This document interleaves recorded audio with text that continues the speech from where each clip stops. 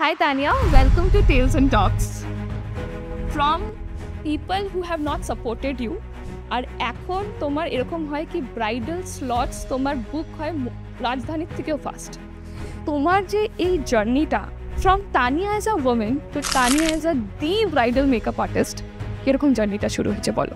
Instagram এখন কি দেখে? শুধু দেখে স্পটলাইটটা, আরে এত রিচ যাচ্ছে, তানিয়া দিয়ে এত বড় হয়ে গেছে, কিন্তু ওই স্লিপলেস নাইটস তারা জানে না, তারা ওই স্ট্রাগলস জানে না। তো স্ট্রাগলসকে কি ফেস করতে হয়েছে তানিয়া? ওই দিনগুলোকে এখন মনে করি কি স্মৃতির পাতায় হালকা হালকা থাক, বেশি না মনে করাই ভালো। কারণ সব কিছু ভুলে গিয়ে নতুন করে বাঁচাটাই হচ্ছে বাঁচা। কারণ আমাকে কেউ আটকে রাখতে পারেনি, আমি এগিয়ে গেছি, আমি আগাচ্ছি, আমি আগামী দিনে আরও আগাবো। তো আমি ভালোটাকে নিয়ে আগাবো। খারাপ মানুষের জীবনে আসবেই, খারাপটা না আসলে মানুষ শেখে না, মানুষ মানে বড় হয় না। ধরে নাও 15 বছর আগে যাই বা 10 বছর আগে যাই, মানুষেরা যখন বিয়ে বাড়ি আরে পার্লার থেকে এসছে, পার্লার বাড়ি এসছে। এখন যখন আমরা দেখি দ্যাট ওরা বলছে মেকআপ আর্টিস্টের কাছে ব্রাইড যাচ্ছে সাজতে। তো প্রথম মেকআপ স্টুডিও শিলিগুড়িতে আমি ওপেন করলাম, আর তো এই যে আমি বিউটি পার্লারে সাজতে এসেছি। এটা আমি তখন ব্রাইডকে টুকতাম যে কিছু মনে করো না, তুমি প্লিজ বলো মেকআপ স্টুডিওতে সাজতে এসছো। আমি বিউটি পার্লার বলে কেন বলছি, কারণ তখন ওই ওয়ার্ডটা ইউজ হতো, সেটাই এখন গিয়ে সুন্দরভাবে হয়ে গেছে সালন। ঠিক আছে, behind every successful man there is a woman. Today you are very successful. তোমার হাজবেন্ডের কতটা রোল ছিল তোমার এই জার্নির উপর? ওই জন্য আমার জীবনে বন্ধু নেই, আমার একটাই বন্ধু, সেটা হচ্ছে আমার বর। তানিয়া দি আর নন্দ তো একসাথে, যখনই যাবো একসঙ্গে পাবো দুজনকে। And I guess it's very nice. মানুষের আজকাল ইনস্টাগ্রাম যদি আমরা দেখি, মানুষেরা বলে এরকম হাজবেন্ডদেরকে cookie husband, but I will say cookie husbands are good.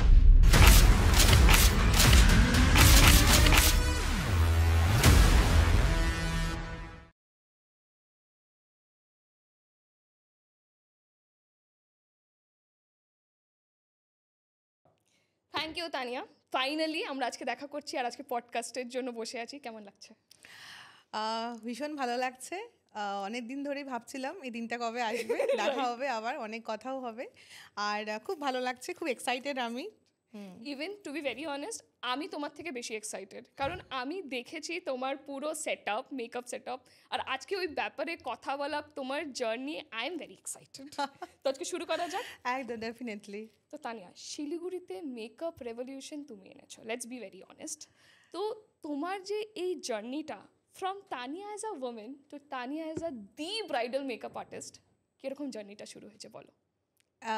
এটা মানে সবাই বলে, সবার মুখেই, মানে নিজেরটা নিজে কখনো বলাটা উচিত না, সবাই যেটা বলবে সেটাই ঠিক। তো তুমি যে প্রশ্নটা এখনই করলে, এটা সবারই কথা, সবাই এই কথাটাই বলে যে তানিয়া এই ব্রাইডাল মেকআপ ইন্ডাস্ট্রিটা নর্থ বেঙ্গল থেকে পুরো ওয়েস্ট বেঙ্গল নিয়ে গেছে। তো সেটা মানে আমি জানি না আমি কতটা কি করতে পেরেছি, বাট আমি মানে একটা জিনিসকে খুব ভালোবাসার সাথে করেছিলাম, মানে করছি স্টিল। তো সেটা গিয়ে একটা জায়গায় গিয়ে একটা ক্রেজ তৈরি করেছে মানুষের মনের মধ্যে, এবং সেটাকে দেখে প্রচুর মানুষ অনুপ্রাণিত হয়েছে যে এইরকমটা কিছু আমরাও করতে পারি। তো একটা রেভলিউশন অলরেডি ওইটা দেখে দেখেই চলে এসছে। মানে এটাকে মানে ওইটা ভেবে কিছু করা না, মানে ভালোবাসা, ভালো লাগা। তো আমি বেসিক্যালি নাচ করতাম, আর সেখান থেকেই মেকআপ, সাজগোছের, মানে সাজানো বা সাজাবো কাউকে, এটার প্রতি ভালোবাসা এসছে। আর ছোটোর থেকেই মানে এই জিনিসটার প্রতি একটা আগ্রহ। এটা কিন্তু আমার একার না, তুমি দেখবে অনেকের, মানে মেয়ে মানেই অনেকের মধ্যে এই সাজগোজের আগ্রহটা কিন্তু মানে ছোটোর থেকে দেখা যায়, মানে মেয়েদের মধ্যে বেসিক্যালি, মানে পুতুল খেলবো, পুতুলকে সাজাবো। তো এটা সব মেয়েদের মধ্যে একটা বৈশিষ্ট্য। তো সেখান থেকে ভালো লাগা। তারপর আস্তে আস্তে আমার মনে হলো যে আমি মানে পড়াশুনোর সাথে সাথে আমার মনে হতো কি এই কাজটা আমার খুব টানে, আমাকে মানে কাউকে সাজাতে, রেডি করতে, এবং সবাই আমাকে মানে মানে বলতো, ইনসিস্ট করতো, তুমি খুব ভালো পারো, তুমি করে দাও। তো তখন কখনো ভাবিনি যে এটা প্রফেশন হবে। আমি কিন্তু সত্যি কথা বলতে প্রফেশন হিসাবে এটা নেব বলেও আমি কোনোদিনও করিনি। আমার ভালো লাগতো যে কাজটা করতে ভালো লাগছে, তো যেই কাজটা তোমার করতে ভালো লাগবে না, ওটাতে দেখবে তুমি যদি ফোকাসড হয়ে যাও, তুমি অটোমেটিকলি কিছু একটা অ্যাচিভ করে ফেলবে। তো আমার সাথেও ঠিক তাই হয়েছে। তো আমি এটাই ভালোবাসতে শুরু করে দিলাম। তারপরে বিউটিশিয়ান কোর্স করি, পড়াশুনোর সাথে সাথেই করি। তো ভাবতাম যে সেটা করলে বোধহয় সাজগোজটা শেখা যায়, মেকআপটা শেখা যায়, কিন্তু মানে সামহাও তখন সেটা হতো না। তো আমি কোথাও গিয়ে দেখলাম এটা শেখার কোনো রাস্তা নেই, আমাকে নিজেকে সেলফ টট হতে হবে, আমাকে নিজেরটা নিজেকেই বুঝে বুঝে শিখে কোথায় কি দরকার সেটা নিজের টেস্টটা নিজেকে বুঝতে হবে, নিজের ক্রিয়েশন নিজেকে করতে হবে, তবেই সেখানে ওই টেস্টটা যদি মানুষের ভালো লাগে মানুষ কিন্তু সেটাকে গ্রহণ সহজেই করবে। তো তারপরে গিয়ে আমি ইউটিউব দেখতাম, তখন মানে আমি বলছি আজ থেকে প্রায় মানে 10 বছর আগের কথা। তখন তো কন্টেন্টও অত ছিল না। না তখন এই এখন যে এই যে এত কিছু এত কন্টেন্ট ইউটিউব এই সেই, তখন মানে ইউটিউব আমরা দেখতাম বাইরের দেশে মানুষরা করছে, আমাদের ইন্ডিয়াতে খুব কমই ইউটিউবার ছিল, মানে খুব কমই দেখতে পেতাম। এখন যেমন সবাই ব্যাপারটাকে খুব সিরিয়াস নেয় করে, হ্যাঁ ভালো লাগে ভীষণ, মানে যে আপডেট হচ্ছে সব কিছু, আরও দিন যাবে আরও অনেক নতুন কিছু আমরা দেখতে পাবো। তো তখন ওই ইউটিউব দেখে দেখে শেখা কিছু কিছু জিনিস, তারপরে নিজেকে মানে বলো না মানে তোমার যেটার প্রতি আগ্রহ থাকবে তুমি কোনো না কোনোভাবে সেটাকে হাসিল করেই নেবে, মানে খুঁজে বার করেই নেবে যে কী করে এই ছোটো ছোটো করে পথ চলা। তারপরে আস্তে আস্তে লোকের ভালোবাসাটা বাড়লো, আর আমি নিজের বিয়ের মেকআপটা নিজে করলাম। তাই নাকি?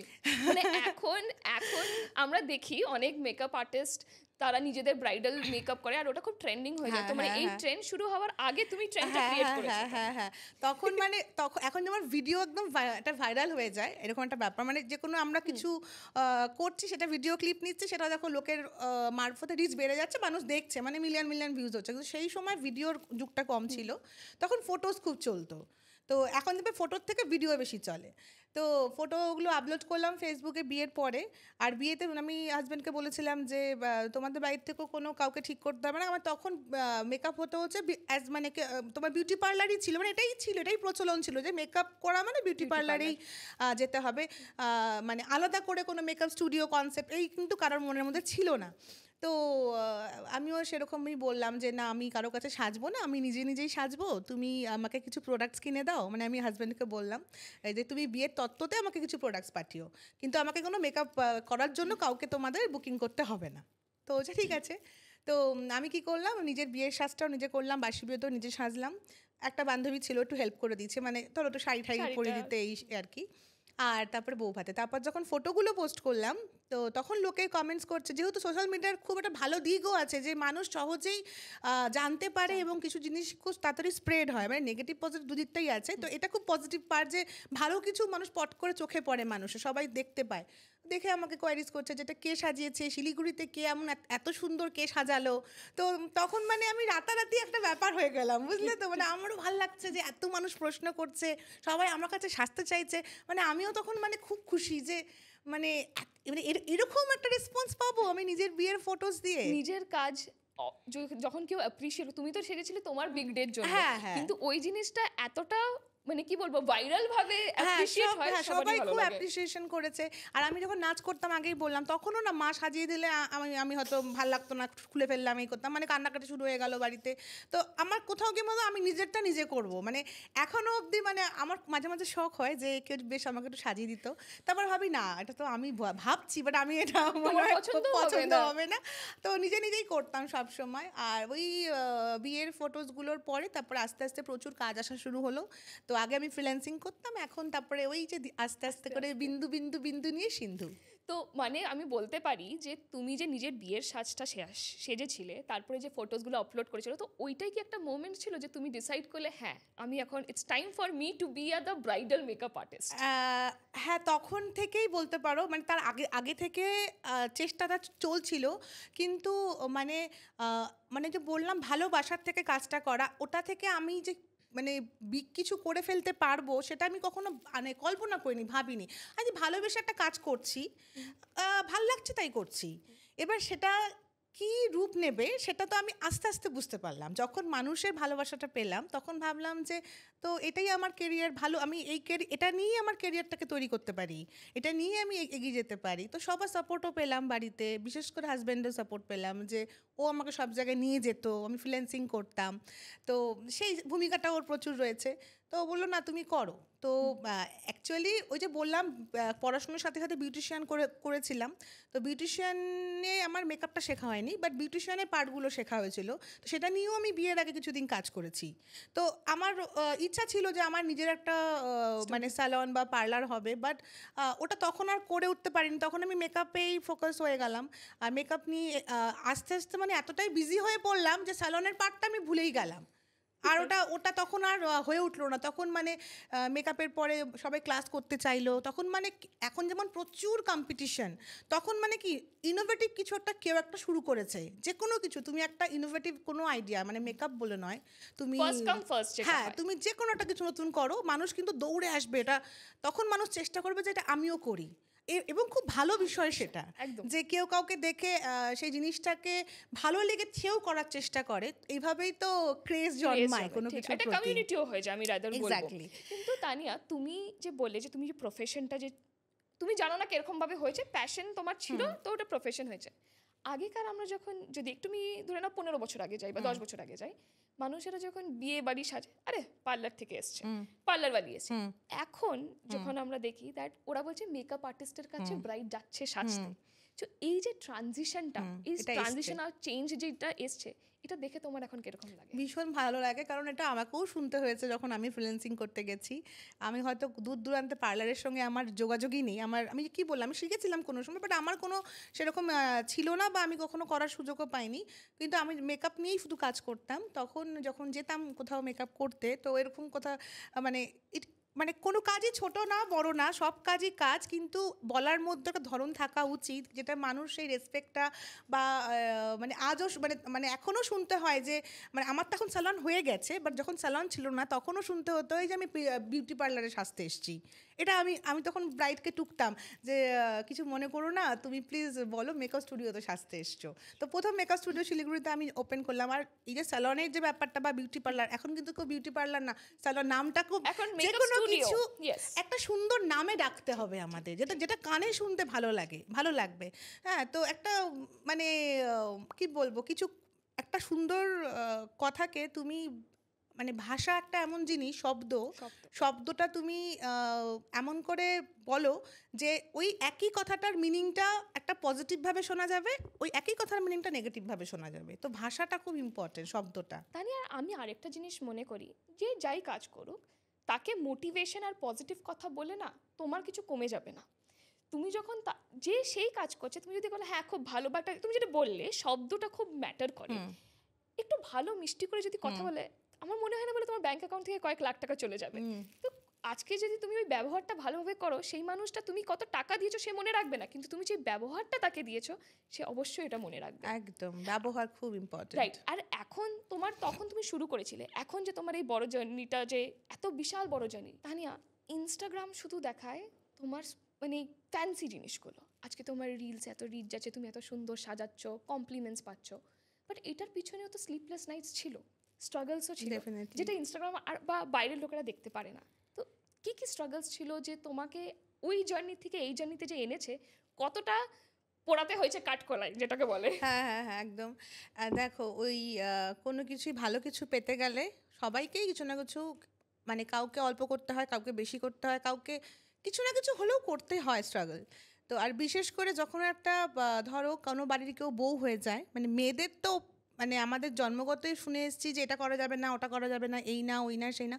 এখন অনেক মানুষ ব্রড মাইন্ডেড হয়েছে, ভাবতে বড় করে শিখেছে, ভাবছে, বাট তবুও পিছনে গিয়ে মেয়েদেরকে কেউ না কেউ টান দেয়। আমি যখন প্রথম এই কাজটা শুরু করি, আমার বাড়ির লোকও কিন্তু আমাকে মানে খুব একটা প্রথমে সাপোর্ট করেনি, বলেছে যে এত পড়াশুনো করছো, তখন তুমি, আমার মার যেমন শখ ছিল আমি স্কুল টিচার হব, গভর্নমেন্ট সার্ভিস করব, বাবা তো প্রথমে জানতোই না, আমার দিদি আমাকে শিখিয়েছে প্রথম বিউটিশিয়ানটা, যে তুই কর, আমি তোকে, কারণ তখন তো আমি স্কুল করছি, আমার কাছে টাকা পয়সা নেই, আমাকে কে শেখাবে, তো আমার দিদিই প্রথম আমাকে মানে টাকা দিয়ে বলে তুই কর। তো মা জানতো, তো মা তখন ঠিক আছে, ওর ভালোবাসেও করতে, ওকে করতে দে, ও যদি কিছু করে করুক। তো মা একটু করতো তাও, কিন্তু বাবা খুব একটা জানতো না, পরবর্তীতে জেনেছে। আর যখন বিয়ে হয় তখন কিন্তু আমি অলরেডি ফ্রিল্যান্সিং করে বিউটিশিয়ান, এটা অনেকেই জানে না বোধহয়, যে আমি বিউটিশিয়ানের কাজটা ফ্রিল্যান্সিং করে করেছি কোনো এক সময়। যে ধরো কারোর বাড়িতে গিয়ে আমি তাকে পুরো একটা হোম সার্ভিস দিয়ে দিলাম, মানে পুরো ফেসিয়াল থেকে শুরু করে এভরিথিং, মানে স্কিন হেয়ার কাট করা বলো, মানে পুরো একটা ধরো সে একটা হ্যাঁ গিয়ে আমি করেছি। ঠিক আছে, মানে কেউ অনেকে ভাবে যে শুরু থেকেই বোধহয় এরকমই ছিল, বাট না, শুরুটা অন্যরকম ছিল। শুরুতে অনেক কিছু করতে হয়েছে, পাই টাকা জমাতাম আমি, তো সেখান থেকে হয়তো আমি একটা মেকআপের প্রোডাক্ট কিনতাম। এটা আমি বলছি আমার বিয়ের আগের কথা। তারপরে যখন মানে বিয়ে হয় আর কি, বিয়ে হওয়ার পরে শ্বশুরবাড়িতে আমি বললাম যে এরকম আমি একটা পার্লার করব বা বিউটি পার্লার করবো, যেহেতু আমি শিখেছিলাম, আমার একটা শখ ছিল। তো আর তখনও কনসেপ্ট ছিল যে বিউটি পার্লার মেকআপ একসাথে এরকম ব্যাপার হতে পারে। তো তখন ওনারা বললো যে তুমি বউ সাজাও, মানে বধূ বরণ, বধূ সাজানো এই ব্যাপারটা খুব সুন্দর, তো তুমি বউ সাজাও, বাট মানে নর্মাল মানে বিউটি পার্লারের কাজটা কিন্তু মানে তারা আমাকে একসেপ্ট করলো না। তো আমি ভাবলাম ঠিক আছে, তাহলে তাহলে আর বিউটি পার্লারটা এই মুহূর্তে ওটা বাদই দিই। তখন আমি বিউটি পার্লার বলে কেন বলছি, কারণ তখন ওই ওয়ার্ডটা ইউজ হতো, সেটাই এখন গিয়ে সুন্দরভাবে হয়ে গেছে স্যালন, ঠিক আছে। তো তখন আমার শুরু হলো হচ্ছে গিয়ে ওই তার পরপরই আমার ওই বিয়ের ফটোগুলো রিলিজ করলাম, সবাই দেখলো, এবং মেকআপের প্রচুর আমার কোয়ারিজ আসতে শুরু হলো।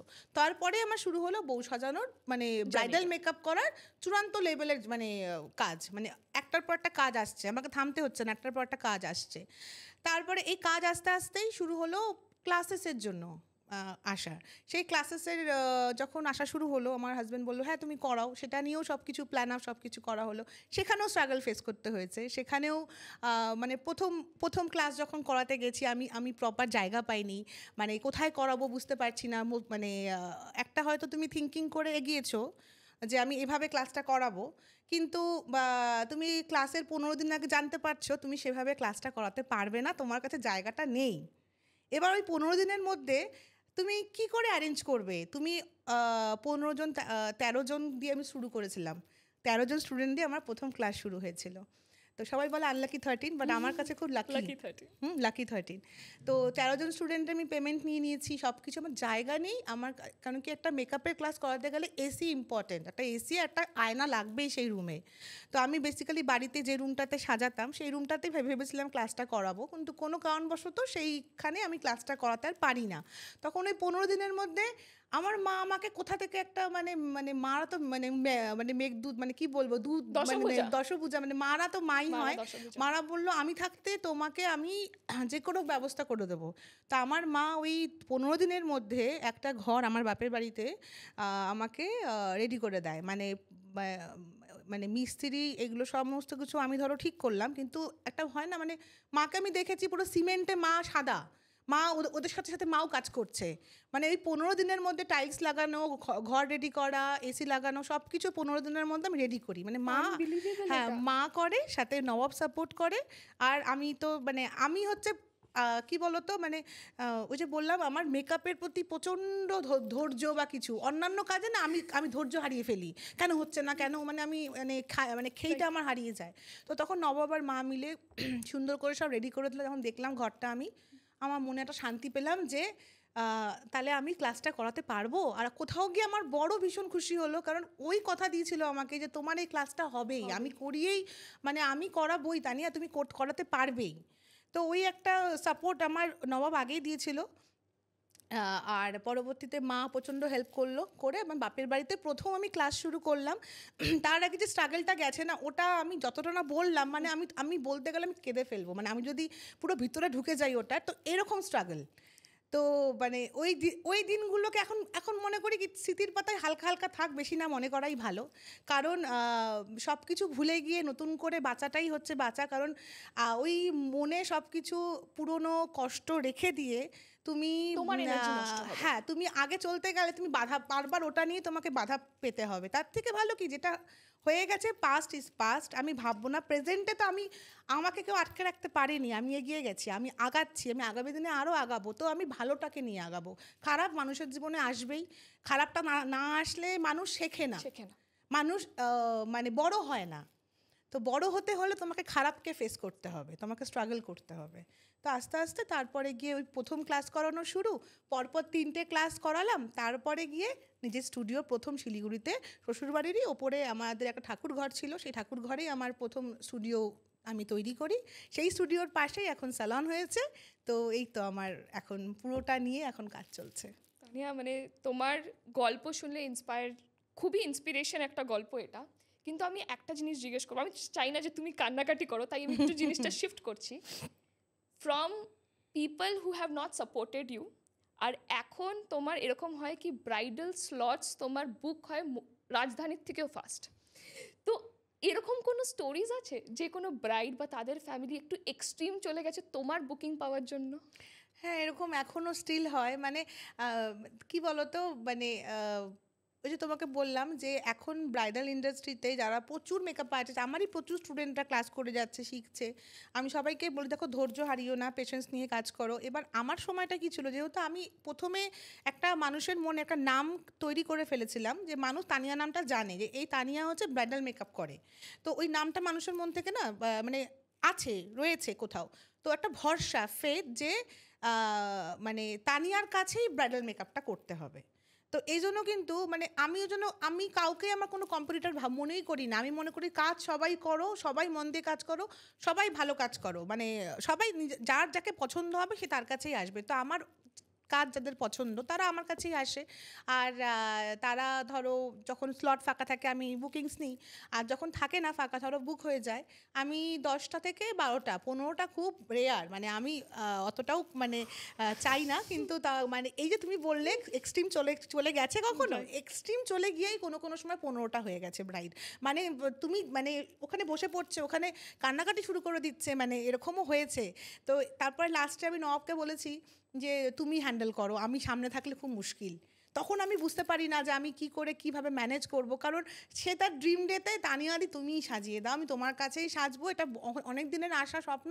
এবার তার একটা ওই যে একটা আবদার আমার মনে হচ্ছে আমি রাখতে পারছি না, মুখের উপর ভাবে না করতে পারছি না, খুব মুশকিল হয়ে যায় তখন।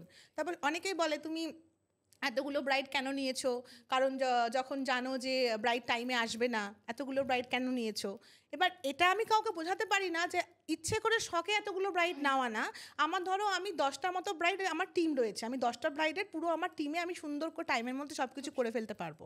এবার ওই যে যখন এক্সট্রিম হয়ে যায় যে please please please please please, তখন এই প্লিজটাকে আমি আর ফেলতে পারি না, তখন ওটা 12টা 15টা হয়ে যায়। Tania, I am the living proof. আমি তোমাকে একটা গল্প বলছি আমার বিয়ের সময়। আমার বিয়ের ডেট ফাইনাল হয় 27 জানুয়ারি, অন 27 জুনে আমাদের পাকা কথা হয়। আমি 28 জুনে তোমার স্টুডিওতে যাই নবাবদাকে ফোন করে, নবাবদা আমি আসছি। 7 মাস না 6 মাসের ডিফারেন্স ছিল। ততক্ষণে I was the 10th bride, I guess, আমি আমার স্লট বুক করছি।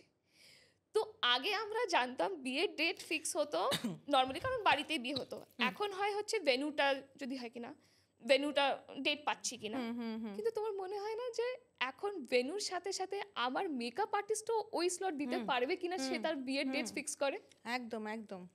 এখন এখন সবার সব ব্রাইডদের হয়েছে যে আমি যেমন করেই বিয়ে করি না কেন, আমি একটা গয়না যদি কমও বানাতে হয় বানাবো, কিন্তু আমার ভালো ফটোজ হওয়া চাই, ভিডিওস ফটোজ ভালো হওয়া চাই। তার জন্য ভালো মেকআপ আর মানে মনের মতো মেকআপ আর্টিস্ট, যার কাছে স্বপ্ন আমার সাজার, সেই মেকআপ আর্টিস্টকে আমার চাই।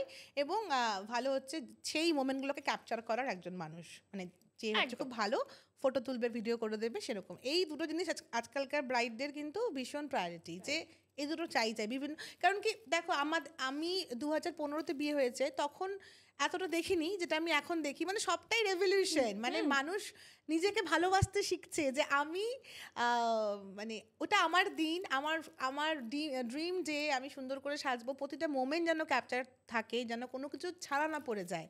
এখন সবাই ওই ছোট ছোট মোমেন্টগুলোকে ক্যাপচার করার জন্য মোবাইল ফটোগ্রাফারও মানে বুক করে, যে আলাদা করে আমার ওই মোমেন্টগুলো আমি যেন ইনস্ট্যান্ট পেয়ে যাই, আমি যেন ইনস্ট্যান্ট রিল শেয়ার করতে পারি সবার সাথে। তো যেটা যখন যেরকম ভাবে বইছে সবটা আমাদের কোটার মধ্যে ঢুকে যেতে হবে।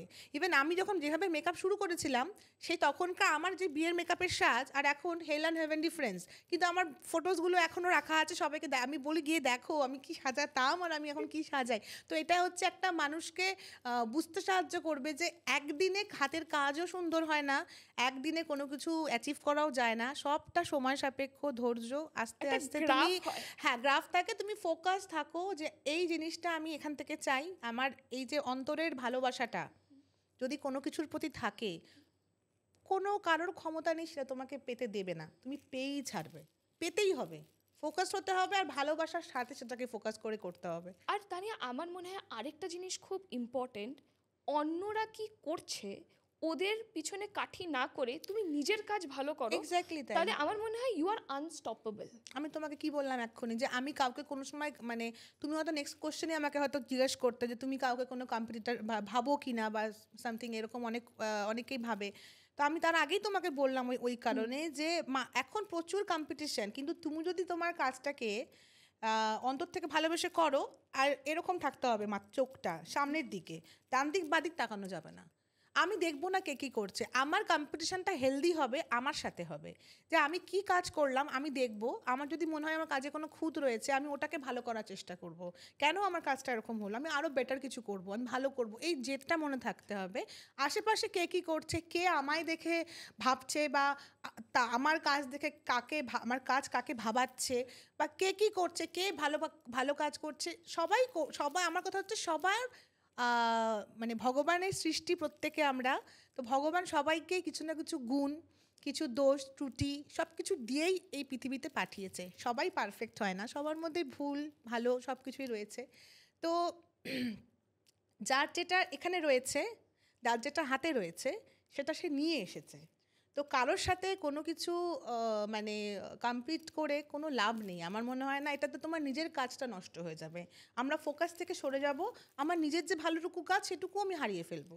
তার থেকে কে কী করছে করুক, ওর কপাল, ওর কাজ, ওর যতটুকু পাওয়ার সেটুকু ওই পাবে, আর আমার যতটুকু নিয়ে আমি এসছি, আমার যতটুকু পাওয়ার আমাকে অতটুকুই ভগবান দিয়েছে, আমি অতটুকুই করব, কিন্তু আমাকে হার্ডওয়ার্ক করতে হবে, মাথাতে রাখতে হবে যে আমি শুধু ওই ভাগ্যের উপর ভেবে বসে থাকতে পারি না, আমাকে কিন্তু হার্ডওয়ার্ক করে যেতে হবে।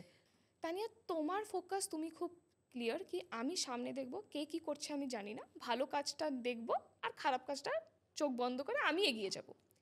কিন্তু তানিয়া, তুমি এখন যেই স্টেচারে আছো, আমরা শুনেছি কি people will talk only when they can't reach you. আর আমি শিওর তোমার লাইফেও এরকম অনেক মানুষজন আছে যারা তোমার সাথে তো হয় হাসাহাসি করে, সব বন্ধুত্ব দেখায়, কিন্তু পিছনে তুমি একবার টার্ন করলে they will talk behind about you. ওদেরকে তুমি কীরকমভাবে ডিল করো? যখনই বুঝতে পেরে যাই যে মানুষটা আমার জন্য ঠিক নয়, আমি সেই জনারেই আর থাকি না, মানে আমি ওখান থেকে বেরিয়ে যাই। বেরিয়ে যাই মানে এমনভাবে বেরিয়ে যাব, আমি একটা এমন পার্সন যাকে আমি মন থেকে ভালোবাসবো, বা যার পাশে আছি বা সাপোর্ট দিচ্ছি ছায়ার মতন, সেটা আমার বোন হতে পারে, বন্ধু হতে পারে, হাজব্যান্ড হতে পারে, ফ্যামিলি মেম্বার্স হতে পারে, যে কোনো কেউ হতে পারে। তো তার জন্য আমি আমার শেষ অবধি সবটা করে দেবো। কিন্তু যদি আমি কখনো দেখি যে সেই মানুষটা হার্মফুল, কোথাও গিয়ে বুঝতে পারছি যে আমি শুধু ইউজ হয়েছি, মানে প্রচুর বার হয়েছে, এটা সব কম বেশি হয়তো হয় সকলের সাথে, কিন্তু যখনই বুঝতে পারবো তার সাথে আমি আর কোনো আর্গুমেন্ট বলো বা কোনো ঝামেলা, মানে আমার খুব এই জিনিসগুলো থেকে আমি একটু অ্যাভয়েড করি। আমি শান্তি, আমার খালি আমার মানে হ্যাপি থাকবো, খুশি থাকবো, কোনো ঝামেলার মধ্যে নিজেকে জড়াবো না। যখনই দেখবো নেগেটিভ মানুষের নেগেটিভ কথা আমাকে এফেক্ট করছে, তো আমি সেই জনার থেকেই বেরিয়ে যাব। তোমার মনে হয় না that it is very important to take an exit from this people rather than ঝগড়াঝাটি মনমালনি এইসব করে? তোমার মনে হয় না এক্সিট নেওয়াটাই সব থেকে বেটার চয়েস? একদম একদম। ইভেন তুমি দেখবে যখন আমরা কিছু পোস্ট করি সোশ্যাল সাইটে, সেখানে অনেক নেগেটিভ মানুষের নেগেটিভ কমেন্টস পড়ে, আমি ওটাও মনে করি যে আমরা অনেক সময় না কন্ট্রোল হারিয়ে ফেলি, মনে হয় কি উত্তরটা দিই, যে তুমি জাজ করতে পারো না একটা মানুষকে না মিশে না দেখে, তুমি একটা মানুষকে এভাবে একটা এসে একটা মনে চাইলেও একটা কমেন্টস করে দিলে তুমি এভাবে জাজ করতে পারো না, যতক্ষণ না তুমি মানুষটাকে চিনছো, জানছো, তার সঙ্গে পার্সোনালি মিশেছো, একটা কথা আমি নেগেটিভ বলে দিতেই পারি। কিন্তু সেটা মানে তারা ভাবে না যে, মানে এই সমস্ত মানুষরা অ্যাটেনশন সিকার হয়, বলে দেয়। কিন্তু যাকে বললো, মানে ধরো আমাকেই বলেছে, আমি খুব এফেক্টেড হয়ে পড়ি, আমার বর হয়তো বলছে তুমি কেন ভাবছো, ছেড়ে দাও। এটা খুব আগে হতো আমার সাথে, এখন জানি যে এটা লাইফের পার্ট, এটা হতেই থাকবে, তো এটাকে ইগনোর করাটাই বেটার। এখন আমি ওটাকে হাইড করে দিই বা ইগনোর করে দিই, কারণ কি তুমি একটা রিপ্লাই করবে, আবার একটা রিপ্লাই আসবে, ওটাই তো চাই যে তুমি রিপ্লাই করো। তো তুমি নেগেটিভ কি হয়, একটা নেগেটিভিটি মাথার মধ্যে তোমার চলে আসবে, তুমি ভাববে এরকম কেন বললো, আমার সাথে এরকম কেন করলো, আমি কি সত্যি এরকম, এই কথাটা কেন বললো, তো একটু তোমাকে ভাবাবে, তোমার গুড টাইমটাকে ব্যাড টাইম করে দেবে।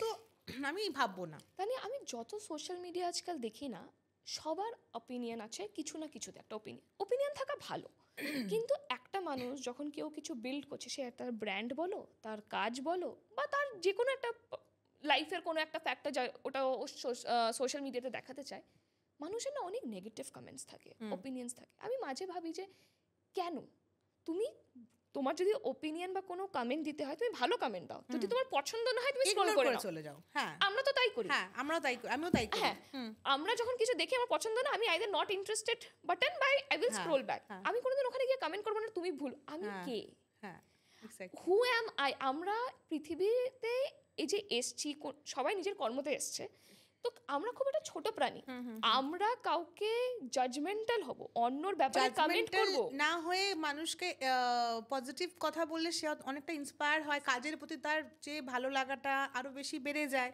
তো এরকম মানুষ, অনেক মানুষই কমেন্টস করে চলে যাচ্ছে, তো তারা ওটা ঠিক আছে, ওদের ওটাই ওরা ওই জায়গাটা পৌঁছাতে পারেনি, অ্যাচিভ করতে পারেনি, হয়তো তার জন্য হয়তো কোথাও গিয়ে একটা নেগেটিভ একটা গ্রাজ বলতে পারি আমরা তাহলে। হতে পারে যে আমি পেলাম না, ও কেন পেয়ে গেল। তো এরকম এরকম ফ্রেন্ডসদের মধ্যে তো খুব বেশি হয়, যারা ধরো আমার নিজের লাইফে এক্সপিরিয়েন্স থেকে বলছি, সেই জায়গাগুলো থেকে আমি বেরিয়ে গেছি। যারা হয়তো বন্ধু, হয়তো আমি আমার খুব ভালো বন্ধু হিসেবে আমি তাকে চিনেছি জেনেছি, কিন্তু পরে বুঝেছি যে বন্ধু তোমাকে তোমার খুশিতে খুশি হতে পারে না, তোমার সাকসেসটাকে মেনে নিতে পারে না, তোমার সাকসেসটা দেখে সে অন্যের কারো সাকসেস নিয়ে আলোচনা করে, বাট তোমার সাকসেসটাকে আনদেখা করছে, সেখানে তাকে মানে উৎসাহিত করতে পারছে না, সেই বন্ধু কি অ্যাকচুয়ালি বন্ধু নয়। তাই আমি আরেকটা জিনিস মনে করি, যখন একটা টেবিলে হয়তো তুমি প্রেজেন্ট নেই, তোমার বান্ধবী বা বন্ধু প্রেজেন্ট আছে, আর তারা 2-3টে লোক ওখানে আছে, তোমার ব্যাপারে যদি কথা হয়, যদি ওই বন্ধুটা চুপ থাকে না, সেটাও কিন্তু বন্ধু বলে মনে করি না। Either you stop it or you get away from that table, তাহলেই তো তুমি তোমার লয়্যালটি বিয়ন্ড দ্য লেন্সও তুমি দেখাতে পারবে। একদম একদম। তো এটাও আমি মনে করি যে বন্ধু বললে, বন্ধুরা আজকাল খুব বলে না, আরে দোস্ত হ্যাঁ তো টেকেন ফর গ্রান্টেড লেই থাকতে, আমার মনে এটা খুব ভুল কথা। না না, ওই জন্য আমার জীবনে বন্ধু নেই, আমার একটাই বন্ধু, সেটা হচ্ছে আমার বর, ওকে আমি সব বলি। আর একজন বন্ধু রয়েছে যেটা বোনের মতো বন্ধু, দেখি তোমার সোশ্যাল মিডিয়াতে, ওকে সবাই চেনে, বাস এই দুজনের সাথেই আমার মানে সুখ দুঃখ ভালোবাসা সব কিছু, গল্প যেটাকে বলা যায়। আর আমার দিদি রয়েছে, ওকেও যখন মানে কিছু বলার থেকে ওকে বলি, ওর সঙ্গে কিছু শেয়ার করার থেকে শেয়ার করি, মানে ফ্যামিলি আমার শুধু এটুকুই ফ্যামিলি, এটুকুই বন্ধু।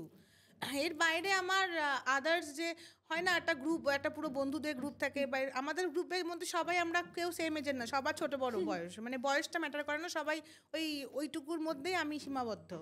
নতুন করে কিছু আর বানাতেও চাই না, কারণ বানিয়ে না অনেকবার আঘাত পেয়েছি, ওই জন্য ভয় পাই মানুষকে বিশ্বাস করতে। তো যতটুকু নিয়ে আছি খুব ভালো আছি, বা ওটার মধ্যে আমি পজিটিভ এনার্জি পাই, পজিটিভিটি পাই, ভাইবসটা পুরো পজিটিভ থাকে, ওটা নিয়েই মনে হয় কি আমরা যেন এভাবেই সারাটা জীবন ভালোভাবে পার করে দিতে পারি, ব্যাস। Very good Tania. And I guess আমার মনে হয় না সবার একটা লাইন ড্র করে দেওয়া উচিত, সে বন্ধু হোক, বর হোক, মা হোক, বাবা হোক, একটা লাইন তো থাকা উচিত সব রিলেশনশিপে। তুমি যদি ওই লাইনটা ক্রস করে ফেলো না, কি হয় যেটা আমি বুঝি, যে আজকে আমি তোমার সাথে খুব ভালো ব্যবহার করছি, তুমি আমাকে ওরকমভাবে রেসিপ্রোকেট করছো না, তুমি বলছো আরে তুই তো আমার বন্ধু, তোকে তো বলতেই পারি, এই যে একটা যে ক্রস দ্য লাইন হচ্ছে, কোনো না দিক দিয়ে হয়তো আমি এই জিনিসটা আঘাত পাচ্ছি, বাট এটা আমারও প্রবলেম, আমি তোমাকে বলিনি যে এইটা লাইন তোমাকে এটা ক্রস করতে আমি দিইনি। এই যে এগুলো জায়গায় ক্ল্যাশ হয়, বহু সময় হয়। মানুষেরা ভাবে কি ন্যাকামি করছে, তো বন্ধুই তো বলতেই পারে, but I don't think so. তোমার ওই রাইট নেই ওরকম ভাবে কথা বলার। তোমার সাথে কি ওই মানুষটা ওরকম ভাবে কথা বলছে না, তোমাকে যে রেসপেক্টটা দিচ্ছে, ইট ইজ ভেরি ইম্পর্টেন্ট, তুমিও তাকে ওই রেসপেক্টটা দাও। আজকাল আমরা না রিলেশনশিপ বলে, আরে এর সাথে আমার এই রিশতা আছে বলে আমরা যা খুশি বলতে পারি, I guess that is very wrong. Anyway Tania, coming back to একটু ব্রাইডাল ব্যাপারে একবার চলে আসি। চলো। তোমার এত ব্রাইডস, যখন তুমি বলেছো কি তোমার কোনো সময় 15টা ব্রাইডও চলে আসে, বি ভেরি অনেস্ট, ব্রাইডসরা কি ঠিক টাইমে আসে? এটা তো হচ্ছে সব তোমার পডকাস্টে যারা দেখবে এই ভিডিওটা, মানে পডকাস্টটা যারা দেখবে তাদেরকে তো আমি খুব মানে বলতে চাই যে প্লিজ তোমরা টাইমে আসো। টাইমটা না মেনটেন করলে খুব মুশকিল হয়ে যায়। টাইমে কোনো মানে খুব কম ব্রাইড টাইম নিয়ে পাঞ্চুয়াল থাকে, টাইমের মধ্যে আসার চেষ্টা করে, বাট কোনো ক্ষেত্রে ব্রাইডদেরও দোষ দিতে পারি না, বাড়িতে এত রিচুয়ালস, বাঙালিদের প্রচুর রিচুয়ালস থাকে, তো সেগুলোর জন্য দেরি করে। বাট আমি তখন সাজেস্ট করি যে এই বৃদ্ধি বলো, গায়ে হলুদ বলো, পারলে আগের দিনটা করে নাও, তাহলে তোমরা কি সকালবেলা ফ্রি মাইন্ডে জাস্ট তোমার ব্যাগ গুছিয়ে তুমি সাজতে চলে আসো। যেহেতু তোমার ড্রিম ডেতে তুমি একটা আরাম করে তুমি স্পেশাল কুইন, তো তখন এত তাড়াহুড়োর মধ্যে না সব পাজল হয়ে যায়, সে ব্রাইডও নার্ভাস হয়ে যায়। যে আমার টাইম চলে গেল মেকআপের, কি হলো কি হবে, আমি মানে সাজতে পারলাম না, সাজতে পারবো না ঠিক করে, তারাও নার্ভাস হয়ে যায়।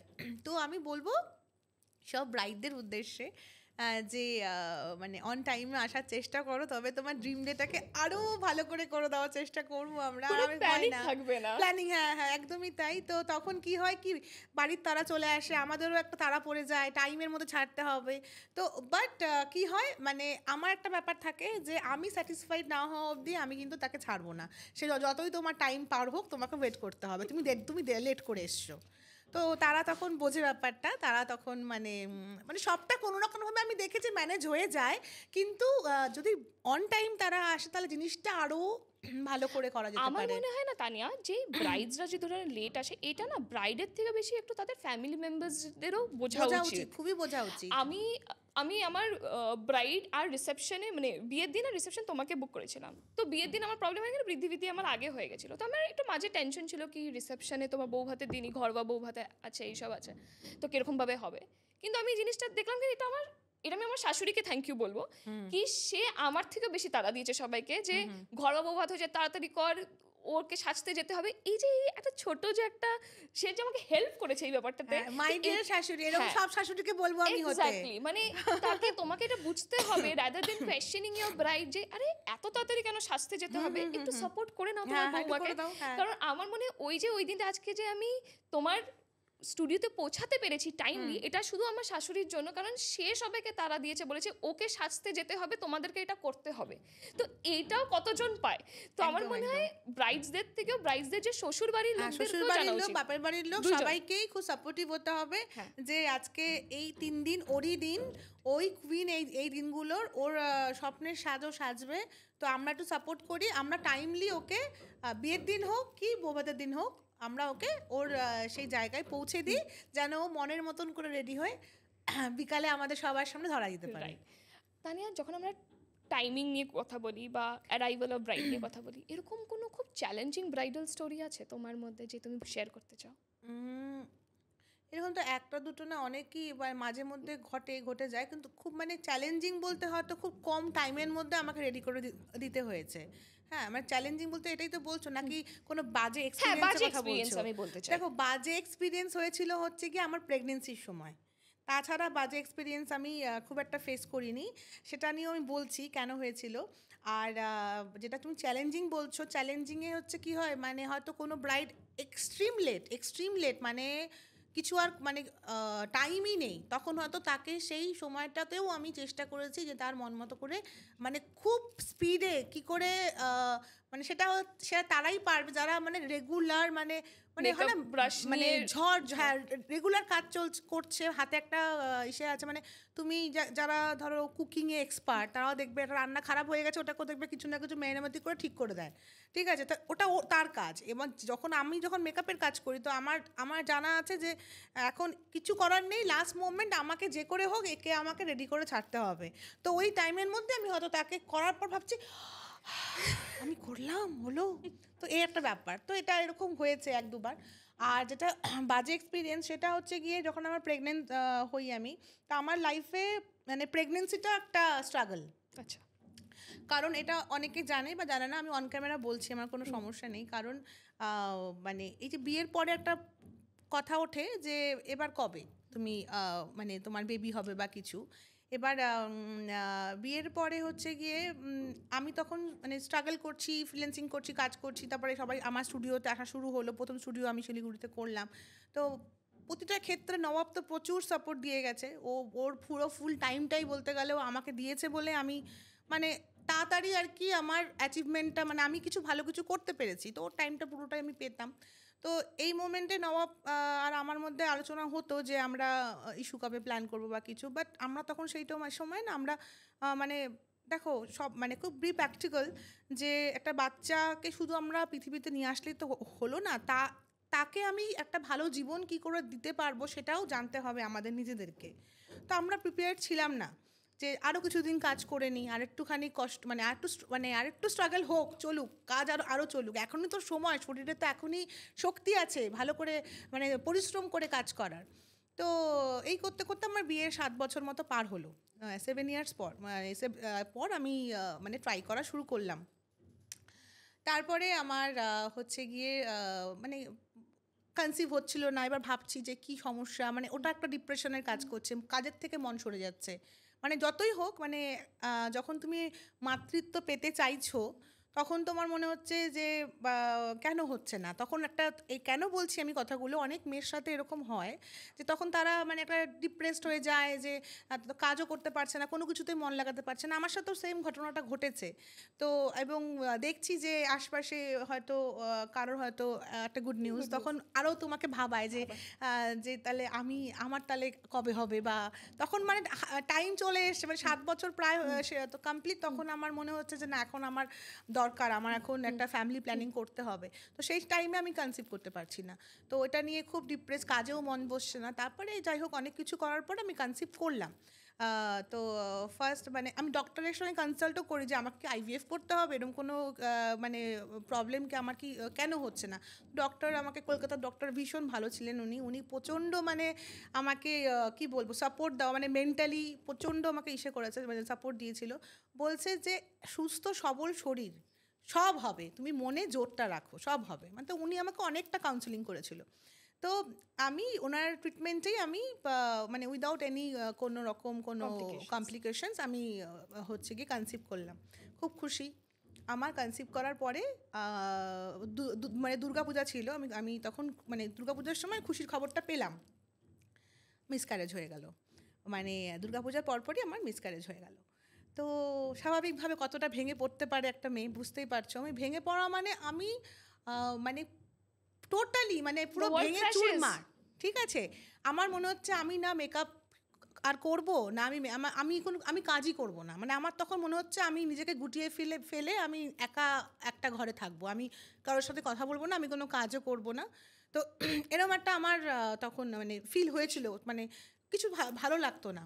তখন আমি ওই সময়টা আমার খুব একটা খারাপ টাইম গেছে। তো তারপরে আবারও সেই পরিবারের সাপোর্ট যে হবে, একবার হয়ে গেছে ঠিক আছে আবার হবে। তারপরে আমি না নিজেকে ফ্রি করে দিলাম। তারপরে আমি যখন আস্তে আস্তে হিল হলাম তখন আমি ভাবলাম কি কপালে যদি আমার হয় হবে, নালে হবে না। আমি নিজেকে এভাবে কষ্ট দেবো না, আমাকে আবার দাঁড়াতে হবে উঠে, আমাকে আমার লড়াইটা আমাকেই লড়তে হবে, আমি স্ট্রংলি আবার কাজ করব, কারণ আমি জানি আমাকে কাজ করতে হবে। ওটা আমার প্রথম কথা হচ্ছে আমার পরিচয়, আমার কাজ। দ্বিতীয়ত হচ্ছে আমার মানে ফ্যামিলি বলো, সব কিছুই বলো, সব কিছুর জন্যই আমি যে কাজটা করে এসেছি, যেটাকে আমি ভালোবাসি, সেই কাজটাকে আমি এভাবে নষ্ট হতে দেবো না। আমি কাজে আবার ফিরবো, আমি ভালো করে কাজ করব। আমি আবার কাজে মন দিলাম। এবার আমি বললাম যে আমি আর কি হবে না হবে আমি কোনো রেস্ট্রিকশান মানছি না। আমার বেবি কবে হবে, কি ব্যাপার, লোকে কি বলছে আমার যায় আসে না, লোকের তো প্রবলেম না, আমার প্রবলেম আমি বুঝবো, যবে ভগবান চাইবে হবে। তো আমি সবটা ছেড়ে দিলাম, আমি আবার কাজে ফোকাস করলাম। এই করতে করতে তো আমি প্রথম এই মানে খুশির খবরটা পেলাম যখন মিভানকে আমি কনসিভ করলাম। তো আমার কলকাতাতে একটা সেমিনার ছিল, ওটা আমার লাইফের বিগ অ্যাচিভমেন্ট বলতে পারো। মানে আমি 450 স্টুডেন্টসকে নিয়ে আমি সেমিনার করিয়েছিলাম, ঠিক আছে। তো 450 জন স্টুডেন্ট একসাথে আমাকে দেখছে, আমি অন স্টেজ মেকআপ দেখাচ্ছি, শেখাচ্ছি। তো একটা ভালো একটা মানে মুহূর্ত, মানে ওই সেমিনারটা আমার কাছে বিশাল একটা মানে আমার জীবনের একটা কি বলতে পারো, মানে আমার খুব মনে রাখা, আমার জীবনে কোনোদিন ভুলবো না। মানে ওটা আমার অ্যাচিভমেন্ট, ওই সেমিনারটা, যে একদিনে আমি 450 স্টুডেন্ট, কোনো অর্গানাইজারের থ্রুতে নয়, আমাদের নিজস্ব সেমিনার, যেটা অর্গানাইজ পুরোটাই আমার হাজব্যান্ড আর আমি মিলেই করেছিলাম। তো আমাদের নিজস্ব একটা সেমিনার, যেখানে স্টুডেন্টরা কী খাবে, কি পড়বে, কি হবে না হবে, A to Z মেনটেন, মানে এগুলো দেখা অনেক বড় দায়িত্ব, যে কোনো যেন ত্রুটি না থেকে যায়, স্টুডেন্টরা যেন কোনো নেগেটিভ ফিডব্যাক না দেয়, তার সেটা তো আমাদের দেখার মানে দায়িত্বের মধ্যে পড়ছে। এবার অর্গানাইজারের থ্রুতে হলে কি তারা কি করছে আমরা হয়তো জানি না, কিন্তু নিজেদের দায়িত্ব হলে কি আমরা চাইবো কি পাই টু পাই যেন খুব মানে বেস্টের থেকেও বেস্ট হয়। তো সেটা আমরা করতে পেরেছিলাম। তো এরকম সেমিনার আমি নিজের থেকে 3-4টা করিয়েছিলাম, বাট সেটা ছিল আমার গ্র্যান্ড, মানে আমি প্রচুর স্টুডেন্টস নিয়ে করেছিলাম 450+। তো সেই সেমিনারটা যখন আমার চলছে, অলরেডি আমি তখন প্রেগনেন্ট, আমি জানি না, আচ্ছা, ঠিক আছে। তো তো আমার শরীরটা না খারাপ লাগছিল, বাট আমি ভাবলাম হয়তো থাকান থেকে হচ্ছে। তো ওই সেমিনার করে আমি শিলিগুড়ি ফিরে আসলাম। তো ফিরে আসার পরে আমি তারপরে জানতে পারি যে আমি ওই দিন কিন্তু আমি প্রেগনেন্টই ছিলাম। মানে আমি কনসিভ করেছি তখন। তো এটা আমার কাছে যে কি বড় একটা খুশি তখন, মানে তোমাকে বলে বোঝাতে পারবো না। তো তারপর তো সব কিছুই টাচ উড সব কিছু ভালোভাবে হলো। তারপরে মিভানকে পেলাম, মিভান আসলো। এখন মিভানকে ঘিরে সব কিছু করে, মানে আমি দেখেছি লাইফে তুমি যদি কোনো কিছু একটা মানে খুব যদি প্ল্যান করে চলো, তো ওই প্ল্যান মাফিক যে সব কিছু হবে এমনটা নয়। মানে আমার এটা এটা এখন আমি এভাবে চলছি, মানে আমার এটার পরে এটা হবে, এটা ভগবান যেভাবে তোমাকে প্ল্যান করে রেখেছে ওইভাবেই হবে। এবার সেটাকে অ্যাকসেপ্ট করো, সেটাকে নিয়ে ভালো করে চলার চেষ্টা করো, তো ব্যাস। মানে নর্মালি আই গেস তোমার যা হবে তো হবে, কিন্তু তোমার ওই যে যেটা হচ্ছে না বলে তোমার যে ওই কামনেসটা দরকার, আই গেস এইটা সবার থাকা উচিত। একদম একদম একদম। এটা মানে এখন না এই প্রবলেমটা মেয়েদের কিন্তু খুব বেশি, মানে সবারই লাইফস্টাইল ধরো, যারা ধরো মেকআপ করছে, ফটোগ্রাফি করছে, যারা ধরো মানে যে কোনো রকম হাতের ক্রিয়েটিভিটি কাজ করছে, বা যারা ধরো জব করছে, সবারই একটা কাজের প্রেশার থাকে। তো কি হয় কি, লাইফস্টাইলটা না খুব এলোমেলো হয়ে যায়, যে খাওয়াটা ঠিকমতো টাইমলি হচ্ছে না। আমার যেমন যখন মেকআপ করি আমি জানি না আমি কখন খেলাম কখন খেলাম না, মানে এরকম হয়। তারপর লাস্টে গিয়ে যখন এমন খিদে পায় তখন মানে কোনটা হেলদি খাচ্ছি কোনটা আনহেলদি খাচ্ছি ওটার আর খেয়াল থাকে না। তো মানে খিদে যখন এমনটা পেয়ে যায়, তো ওই জন্য মানে আমার যেটা আমি দেখেছি, মানে এই আনহেলদি লাইফস্টাইলের জন্য না বেশ কিছু প্রবলেম আজকালকার মেয়েদের মধ্যে দেখা যায় হয়। মানে যত আমার কাছে প্রচুর স্টুডেন্টসরা আসে, ওদের সাথে গল্প করি, তো ওদের কাছ সঙ্গেও আমার লাইফ স্টোরি অনেক মেল খায়, মানে আসা, প্রফেশনে আসা, বিয়ে হওয়া, বেবি হওয়া, তো ওরা গল্প করে আমার সাথে। তো তো ভালো ওদের থেকে জানতে পারি, ভালোও লাগে। তো সেখান থেকে বলছি মানে এইটা হচ্ছে এমন কোনো বড় ইস্যু না যে অনেকেই অনেক আঙুল দিয়ে দেখিয়ে দেয় বা বলে যে কেন হচ্ছে না, কেন হলো না, কি ব্যাপার, কি কি হবে। আমার ব্যাপার আমি বুঝবো, আমি নিজেকে সময় দেব, আমি আমি আমার মতো করে সবটা ভালো করে গুছিয়ে নেব, নিশ্চয়ই হবে। তো হোপলেস কাউকে হওয়া যাবে না। আমি সবাইকে মেসেজ এটাই দিতে চাইবো যে তুমি তোমার হোপ ছেড়ো না, যে কোনো কাজে তুমি কোনো কর্মক্ষেত্রের জন্য হোক, কিংবা তোমার বেবির জন্য হোক, তোমার হাজব্যান্ডের জন্য হোক, যে কোনো মানে ফ্যামিলি, শ্বশুরবাড়ি, বাপের বাড়ি, মানে পুরো ব্যাপারটাতে যেখানে তোমার মনে হচ্ছে যে কিছু একটা তোমার মন মতো নেই, বাট তুমি সেটাকে চাইছো যে ভালো কিছু হোক, তুমি ম্যানিফেস্ট করো, তুমি চাও যে এটা এইভাবে হোক, মনে অন্তর থেকে চাও, ওটা একদমই হবেই, হতেই হবে। তো হোপ ছাড়া যাবে না। তাহলে তুমি এখন যেটা বললে ম্যানিফেস্টেশন, আমার খুব ওই কথাটার ব্যাপারে একটু জিজ্ঞেস করতে চাই, তুমি ম্যানিফেস্ট করো? হ্যাঁ আমি করি। আমি আমি এখন আমি এই ব্যাপারটা আমি জানতাম না। ওই যে বললাম সব কিছু আমরা নতুন নতুন জানতে পারি, তো আমি জানতামও না এই বিষয়টা নিয়ে। বাট আমি অ্যাস্ট্রোলজিতে খুবই বিশ্বাস করি, মানে মানে চিরকাল ছোটোর থেকে। তো মানে এবং আমি খুব মানে ভগবানে বিশ্বাসী। তো আমার মা আবার এগুলো তো খুব একটা বিশ্বাস করতো না, বলে মা বলতো কী করছিস, কী পড়ছিস, মানে আমি আমার রিলেশনশিপে আসার পরে কিন্তু এই ধরো স্টোন পড়ছি বা এই সমস্ত পড়ছি ওর সাথে আসার পরে, মানে ও বিলিভার, আমিও, আমরা দুজনেই বিলিভ করি, আমাদের খুব ম্যাচ খায় এই ভাইভগুলো। তো সেখান থেকে অ্যাস্ট্রোলজিক্যাল বিলিফ থেকে আমার হচ্ছে গিয়ে এখন যখন আমি কোনো রকম বাস্তু নিয়ে দেখি কিছু, বা ধরো কোনো ম্যানিফেস্টেশনে দেখি, সে বিষয়টা নিয়ে জানার চেষ্টা করি যে অ্যাকচুয়াল কি। দেখো মেবি কি অবশ্যই হয়তো সায়েন্টিফিক কিছু কারণ হয়তো থাকে যেগুলো শুনি আর কি, যারা স্পেশালিস্ট তাদের কাছ থেকে।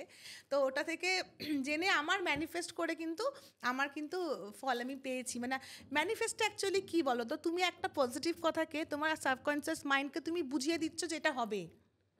তো তুমি যদি নিজের মনকে বোঝাও যে এটাই আমার চাই, এটাই হবে, যেটা বললাম যে হোপ রাখতে হবে, হোপ ছাড়া যাবে না। কোথাও গিয়ে তোমার ওইটাই মানে এটা হয়তো মানে যারা সায়েন্স বা এটার পিছনের গল্প নিয়ে কথা বলে তারা হয়তো অন্যভাবে ব্যাপারটাকে দেখায় কিন্তু আমার বিলিভ হচ্ছে এটা হয় যে আমি ম্যানিফেস্ট মানে কি, মানে আমি জিনিসটাকে মন প্রাণ থেকে চাইছি, আমার সাবকনসিয়াস মাইন্ডে ওটা রয়ে যাচ্ছে। তো যেটা ওই জন্য বলে নেগেটিভটা বলবে না, তাহলে নেগেটিভটা তোমার ওই মাইন্ড জেনে যাবে আর ওটাই তোমার হবে। তো পজিটিভ বলো, তাহলে পজিটিভটাই হবে। এই জন্য বলো না শুভ বলো, শুভ বলো, আর অন্যের ব্যাপারে খারাপ বলো না। হ্যাঁ যা করবে ভালো, আমিও ভালো আছি, তুমি ভালো থাকো, সবাইকে নিয়ে ভালো থাকো। আমি সবসময় বলি যখন 11টা বাজে আমি বলি, যখন কিছু বলার থাকে না, ধরো এখন আমার কিছু এই মুহূর্তে ম্যানিফেস্ট করার নেই, আমি যখন হয়তো দেখলাম চোখ পড়লো, আমি বললাম আমাকেও ভালো রাখো, সবাইকে ভালো রাখো, আমার পরিবারকে ভালো রাখো, সবার যেন খুব ভালো থাকে, সবাইকে নিয়ে ভালো। রাইট, মানে বলে না ভগবান সবকা ভলা করে, লেকিন শুরুয়াত মেরে সে করে। বাট কামিং ম্যানিফেস্টেশন, তো আমার যেটা মনে হয় না তানিয়া, যে তোমার সাথে কথা বলে, কারণ I am also true believer of manifestation.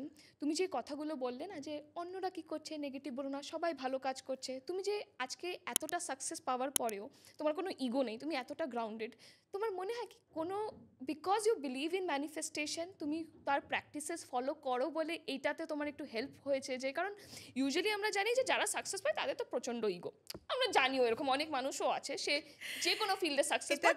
এটা তো তোমার যারা ভিউয়ার্সরা দেখবে তারা এসে কমেন্ট করবে তানিয়াদির ইগো আছে কি নেই, অহংকার আছে কি নেই, সে তারা এসে কমেন্ট করবে। এটা মানে আমি আর তোমাকে কি বলবো, মানে প্রত্যেকে আমরা আছি, আজকে আছি কালকে নেই, ভগবানের আশীর্বাদে বেঁচে আছি, করে খাচ্ছি, সব কিছু ভালোভাবে চলছে। ইগো মানে করে বা অহংকার করে কি মানুষে কি নিয়ে যেতে পারবে সঙ্গে করে বলো? নাথিং। আজকে তোমার ব্যবহারটাই থেকে যাবে। তুমি আজকে একটা মানুষের সঙ্গে দুটো হেসে কথা বলছো বা একটু কিছু বা মানে ভালো ব্যবহার করছো, তো সে কিন্তু ওটা মনে রাখবে যে এই মানুষের সঙ্গে আমার পরিচয় হয়েছিল, এ আমার সাথে জানো তো খুব ভালো একটা মানে আমার খুব ভাইবটা খুব ভালো লেগেছে, পজিটিভিটি লেগেছে, তো এটা কিন্তু সে মনে রাখবে। আর তুমি যদি আজকে আমি কে, আমি বিশাল কিছু, তো সে সেটাও মনে রাখবে। তো পজিটিভ দিক দিয়ে মনে রাখুক না, নেগেটিভ দিক দিয়ে কেন মনে রাখবে? তো কেন আমি ওই অহংকারের কি দাম? আমার কাছে কোনো দাম নেই। তুমি আমি মানে আমার কিছু কিছু স্টুডেন্ট এসে আমাকে বলে, বা ধরো আমি সাউথ সিটি মলে ঘুরছি, কলকাতাতে শপিং করতে গেছি, তানিয়াদি মানে এটা আগে খুব হতো যখন খুব লাইভ করতাম, খুব হতো এটা আমার সাথে, মানে দেখেই দৌড়ে আসবে, সেলফি তুলবে, মানে আমার নিজেকে সেলিব্রিটি ফিল হতো, মানে সত্যি মানে খুব আনন্দ হতো যে বাবা আমাকে মানে কার না হবে আনন্দ, যে তোমাকে যদি কেউ ঘিরে ধরে তার মোমেন্টটাকে স্পেশাল করতে চায় সেখানে তোমার আনন্দ হবে না? তো বাট আমি তখন বলতাম না না আমি কোনো সেলিব্রিটি না, আমি তোমার মতো নর্মাল মানুষ, তোমরা আমাকে ভালোবাসা দিয়েছো তাই তোমাদের জন্য আমি যা করতে পারছি তোমাদের ভালোবাসায়, আসো সেলফি তুলি, ঠিক আছে তুললাম। এবার ধরো আমার স্টুডেন্টসরা এসে ম্যাম তোমাকে একটু ধরবো, হ্যাঁ আমি তোমাকে একটু আমি মানে ওদের ফিলিংসটা ভেবে আমার ভিতরে আমি ভাবি যে আমি কি এমন আলাদা যে ও আজকে আমাকে এই জায়গাটা দিচ্ছে, ও আমাকে বলছে তোমাকে একটু ধরে দেখবো, ছুবো, মানে এটা কার প্রতি হতে পারে? আজকে ধরো আমি যাকে মন প্রাণ থেকে ভালোবাসি তাকে সামনে আমি দেখে ফেললাম, দেখে আমার তখন মনে হবে যে ধরো আমার কোনো একটা পছন্দের অ্যাক্টর, তাকে দেখে মনে হবে কি আমি তাকে একটা হাক করি, ধরি, সবারই। তো সে আমাকে সেই জায়গাটা দিচ্ছে যে আমাকেও বলছে যে ম্যাম তোমাকে একটু ছুঁয়ে দেখবো, তুমি তোমাকে স্বপ্নে দেখি, তুমি মানে তখন মনে হয় কি আমি সত্যিই ব্লেসড, আমি কি কি করলাম জীবনে, যে মানে আমি একটা ভালো কাজ নিশ্চয়ই করেছি কিছু একটা, যে তারা আমাকে এই লেভেলের ভালোবাসা দিচ্ছে। তো সেই মানুষগুলোর সাথে আমি মানে মানে তাদের সাথে ওইভাবে মিশি জন্যই তারা আমাকে ফিল করতে পারে। এক মানে প্রথম দিন এসে একটু ভয় পায়, ম্যাম ম্যাম ম্যাম, যে ম্যামের কাছে করতে এসেছি, যেটা খুব স্বাভাবিক। তারপর দিন লাস্টের দিনে ওরা বলে তোমাকে ছেড়ে যাবো না, মানে একটা মাই ডিয়ার ম্যাম হয়ে যায়। তো এরকম তো ওই বন্ধুত্বপূর্ণ সম্পর্কটা রাখি, এবং সবার সাথে আমি খুব কুল, মানে আমার অত মাথায় ঢোকে না কিভাবে যে সাকসেস ইগো এই জিনিসটা কি আমার মাথায় ঢোকে না, মানে এটা ভালো আই গেস। এটা আরেকটা one of the reason, because আমি তোমার সাথে কথা বলছি, I have been your bride also, এইটা ঠিক কথা যে তোমার মধ্যে কোনো অহংকার নেই। মানুষেরা তোমাকে বলে যে তোমার আজকে ইনস্টাগ্রামে এত ফলোয়ার্স, তোমাকে সবাই চেনে, মানে আজকে তুমি শুধু শিলিগুড়িতে ফেমাস না, তোমাকে কলকাতা বলো, তোমাকে রায়গঞ্জ বলো, তোমাকে বিলিভ করবে না। আমার দিদি রিসেন্টলি বিয়ে হলো, সে শ্রীরামপুরে বিয়ে হলো, তার মেকআপ আর্টিস্ট নাকি তোমার থেকে শিখেছে। তো মানে তোমার স্টুডেন্টস অল ওভার আছে। তো আমার মনে হয় তোমার যে এই গ্রাউন্ডেড ব্যাপারটা দেখা, হয়তো হাম্বল তুমি, I guess at the end এটাই মানুষেরা তোমার ব্যবহারটা নিয়ে যাবে। তুমি শেখাও তো সব কিছু, যেটা আমি আসছি এরপরে, কিন্তু আই গেস তুমি এরকমই থেকো, মানে এরকম this is the best Tania I can ever have. হয়েছে কিনা আমি জানি না, আমার মানুষের ভালোবাসা পাওয়াটাই আমার কাছে সাকসেস। এই যে সবাই মনে রাখে, ভালোবাসে, এসে ভালোভাবে কথা বলছে, এই যে একটা আপনত্ব ফিল পাচ্ছি আমি, সেটাই আমার কাছে সাকসেস। এবার সাকসেসের কোনো সীমা নেই। আমি মনে করি যে আমি লাস্ট অবধি শিখবো, আমি ভালো কিছু করার জন্য আমি শিখবো, আমি কাজ করে যাব। তো তার মানে তার জন্য আমার কাছে যদি ভালো অপরচুনিটি কিছু আসে, সেটা যদি সাকসেস হয় তাহলে সেটা সাকসেস। তো এইরকম সাকসেস মানে লোকে সেটা মানে ভালোবাসার মারফতে আমি সেটা পেয়েছি, এটাই। তানিয়া, যখন স্টুডেন্টসের ব্যাপারে কথা আসে, তুমি এই পডকাস্টে বলেছিলে কি তোমার মা চাইতেন যে তুমি একটা টিচার হও। তো সেমিনারে যে মানুষজনকে শেখানোর যে ব্যাপারটা, এটা কি বিকজ তোমার মা চাইতেন তুমি টিচার হও বলে ওইটা মাথায় রেখে কি সেমিনার শুরু হয়েছে? না, এরকম কিছু এরকম মানে ভাবিনি, এখন তুমি বললে বলে আমার আরও ব্যাপারটা হলো মাথায় আসলো। মা চেয়েছিল, মা আমার নিজেও টিচার, মানে মা নিজেও শিক্ষিকা ছিলেন, মা নিজেও পড়াতেন। তো ওই জন্য মা দুই বোনকেই চেয়েছিলেন যে তোরা পড়াশুনোর লাইনে মানে শিক্ষকতা কর, মানে এরকমটা মায়ের চাওয়া পাওয়া ছিল। তো মানে আমি তো সেইখান থেকে তো বেরিয়ে গিয়ে আমার মেকআপে ঢুকে গেলাম। তারপর যখন এই যে আমি যখন শেখাতে শুরু করলাম, ক্লাস করানো বলো, সেমিনার্স বলো, তো সেখানেও আমি একটা টিচারের ভূমিকাই পালন করি। তো সেটা দেখে হয়তো আমার মা খুশি হয় কোথাও। মা কখনো আমার মা খুব মানে গম্ভীর, মানে আমার মা ভেতরের প্রকাশটা কম। হ্যাঁ, তো হয়তো কখনো বলে না, কিন্তু হয়তো আমার মা খুশি হয় যে আমি চেয়েছিলাম আমার মেয়ে শেখাক, পড়াশোনার জায়গায় মেকআপ শেখাচ্ছে, তো সেখানে পড়াশুনো রয়েছে, মেকআপের মধ্যেও পড়াশোনা রয়েছে। তো সেইটা তখন আমি হয়তো ভালো লাগে যে মা চেয়েছিল আমি টিচার হই, কিন্তু আমি মেকআপের টিচার, আমি মেকআপটা শেখাচ্ছি। তানিয়া, তুমি এত স্টুডেন্টসকে শিখিয়েছো, কিন্তু একটা বলে, মানুষেরা বলে যে don't teach everything to your students, otherwise they will steal your clients. এই যে এই কথাটা যে বলে, এটার ব্যাপারে কি বক্তব্য? এই কথাটা আমার ক্ষেত্রে একেবারেই প্রযোজ্য নয়। এটা আমাকে আরও অনেকেই বলেছে, মানে আমার গুরুজন ব্যক্তিই বলেছে, তুমি তোমার চোখটা এত সুন্দর করো, এটা কিন্তু কাউকে শিখিয়ে দিও না। মানে বলছি কথার কথা, তুমি জিজ্ঞেস করলে তাই বলছি। কিন্তু একজন আর্টিস্ট যখন কিছু শেখায়, তার আর্ট ফর্মটা, সেখান থেকে কী লোকাবে, কী করে হাইড করবে? তাহলে তো তার এই ফর্মটা ক্রিয়েটই হবে না। তার তো সেই জিনিসটা যেটা সে চাইছে, যেটা তার সিগনেচার, সেটা তো ক্রিয়েট করতে করতে গেলে তাকে মন প্রাণ দিয়ে এটার মধ্যে ঢুকে কাজটা করতে হবে। আমি যখন একটা আই মেকআপ করছি, আমি তো ওটার মধ্যে ঢুকে গেছি, ঢুকে গিয়ে মনের থেকে একটা ক্রিয়েশন তৈরি করছি। সেখান থেকে আমি কী লোকাবো, কেন লোকাবো? আমি যেটা জানি আমি সেটা শেখাবো। কারোর যদি নেওয়ার ক্ষমতা থাকে, সে নেবে, সে তার মতো করে করবে। আর সাইন সিগনেচার কখনো দুজনের সেম হতে পারে না। তা আমার প্রচুর স্টুডেন্টসরা যারা আজকে এই সময়ে দাঁড়িয়ে তাদের নিজস্ব স্টুডিও রান করছে, ভালো করে এস্টাবলিশ, খুব ভালো কাজ করছে, তাদেরকে নিয়ে আমি ভীষণ প্রাউড ফিল করি। দেখে মনে হয় যে দা কী সুন্দর ওরা দাঁড়িয়ে গেছে, কাজ করছে, কারোর সঙ্গে যোগাযোগ আছে, কারোর সাথে নেই। তো কিন্তু আমার কোথাও গিয়ে মনে হয় যে আমি ভালো শেখাতে পেরেছি, আমি শিখিয়েছি, কিন্তু শুধু শেখাটাই বড় কথা না, যে শিখছে তারও থাকতে হবে, তার মধ্যেও চেষ্টা থাকতে হবে। চেষ্টা করে বলে তারা কিন্তু তাদের মতো করে কাজটা করছে, কিন্তু কোথাও গিয়ে তুমি দেখবে না যে হুবহু সেম আমার মতো, মানে সাইনটা ম্যাচ খাচ্ছে। তো প্রত্যেকের কাজে একটা আলাদা আলাদা সিগনেচার, একটা লুক থাকে, যেটা দেখলে তুমি বুঝতে পারবে। যারা আমাকে খুব ফলো করে তারা দেখলেই বোঝে হ্যাঁ তানিয়া ম্যামের কাজ। তো এটা কিন্তু কোনো কিছু লুকিয়ে ছাপিয়ে অল্প করে ঢেকে কাজ শেখাতে, আমি জানি না বাকিরা কী করে, কিন্তু আমার পক্ষে কোনো দিনই সম্ভব হয়নি। আমি ভাবিও না এটা। আমার মনে হয় আমি পুরোটা দিয়ে শেখাবো। আমি যা জানি, মানে তুমি রেখে ঢেকে কিছু করতে যাবে না, তুমি সেই কাজটার মধ্যে 100% দিতে পারছো না। তুমি কিন্তু জানছো তুমি ভুল করছো, তুমি 100% দিতে পারছো না। তো এবার তারা কি শিখছে সেটার মধ্যে তোমার একটা কিন্তু বোধ রয়ে যাবে। রাতে গিয়ে কিন্তু তোমাকে আয়না ফেস করতে হবে। যে আমি চাই আমি যখন আয়না ফেস করব, আমি যেন স্বচ্ছ থাকি, ক্লিয়ার, যে আমি যে কোনো কাজে, শুধু শেখানোর ক্ষেত্রে বলে না, যে কোনো কাজে আমি জেনে বুঝে আমি কারোর কোনো খারাপ করব না, আমি নেগেটিভ কোনো কিছু বলবো না, কিছু করব না। অ্যান্ড আমি যখন কোনো কিছু শেখাচ্ছি কাউকে, তো যেটা আমি বলছি বা আমার ভিতর থেকে যেটা আসছে, যেটা বেরিয়ে যাচ্ছে, ওটার মধ্যে কোনো স্টপ নেই, ফ্রি ফ্লো, ফ্রি, একদম ফ্রিতে আমি বলবো। তানিয়া, কিরকম লাগে যখন, ধরে নাও এরকম তো হতেই পারে কি সব স্টুডেন্টের কনফিডেন্স লেভেলটা এক হয় না, তো ধরে নাও আজকে মানে এরকম তো নিশ্চয়ই হয়েছে কি তুমি শেখাতে গেছো একটা মেয়ে, বা আজকাল আমি যেহেতু makeup is very not a gender anymore, আজকাল ছেলেরাও মেকআপ আর্টিস্ট হচ্ছে, তো আজকে তোমার কোনো স্টুডেন্ট জিরো কনফিডেন্স নিয়ে ওই দরজার থেকে ঢুকলো, আর সে যখন বেরোলো একটা আলাদাই কনফিডেন্স লেভেল নিয়ে, that they can empower with a makeup brush also. তো এই যে জার্নিটা দেখো তোমার স্টুডেন্টের, কিরকম লাগে তোমার? ভীষণ ভালো লাগে, কারণ তুমি যে কোশ্চেনটা করলে এটা খুব ভালো কোশ্চেন। আমাদের 11 ডেজের ক্লাস হয়, তো তখন ধরো একটা বিগিনার স্টুডেন্ট আমার কাছে শিখতে এসেছে। এখন যেহেতু সোশ্যাল মিডিয়ার লাইফে সবাই কম বেশি মেকআপ জেনে যায়, যে এই ভিডিওস দেখছে, ইউটিউব দেখছে, কিন্তু কিছু কিছু স্টিল এখনও স্টুডেন্টস থাকে যারা একদমই জিরো, মানে কিছু জানে না, শুধু একদম মানে ভালোবাসার খাতিরে এসছে, যে তানিয়াদিকে দেখি ভালো লাগে মেকআপ, আমিও ওরকম শিখতে চাই, হতে চাই, ওই ভালোবাসা থেকে আসে।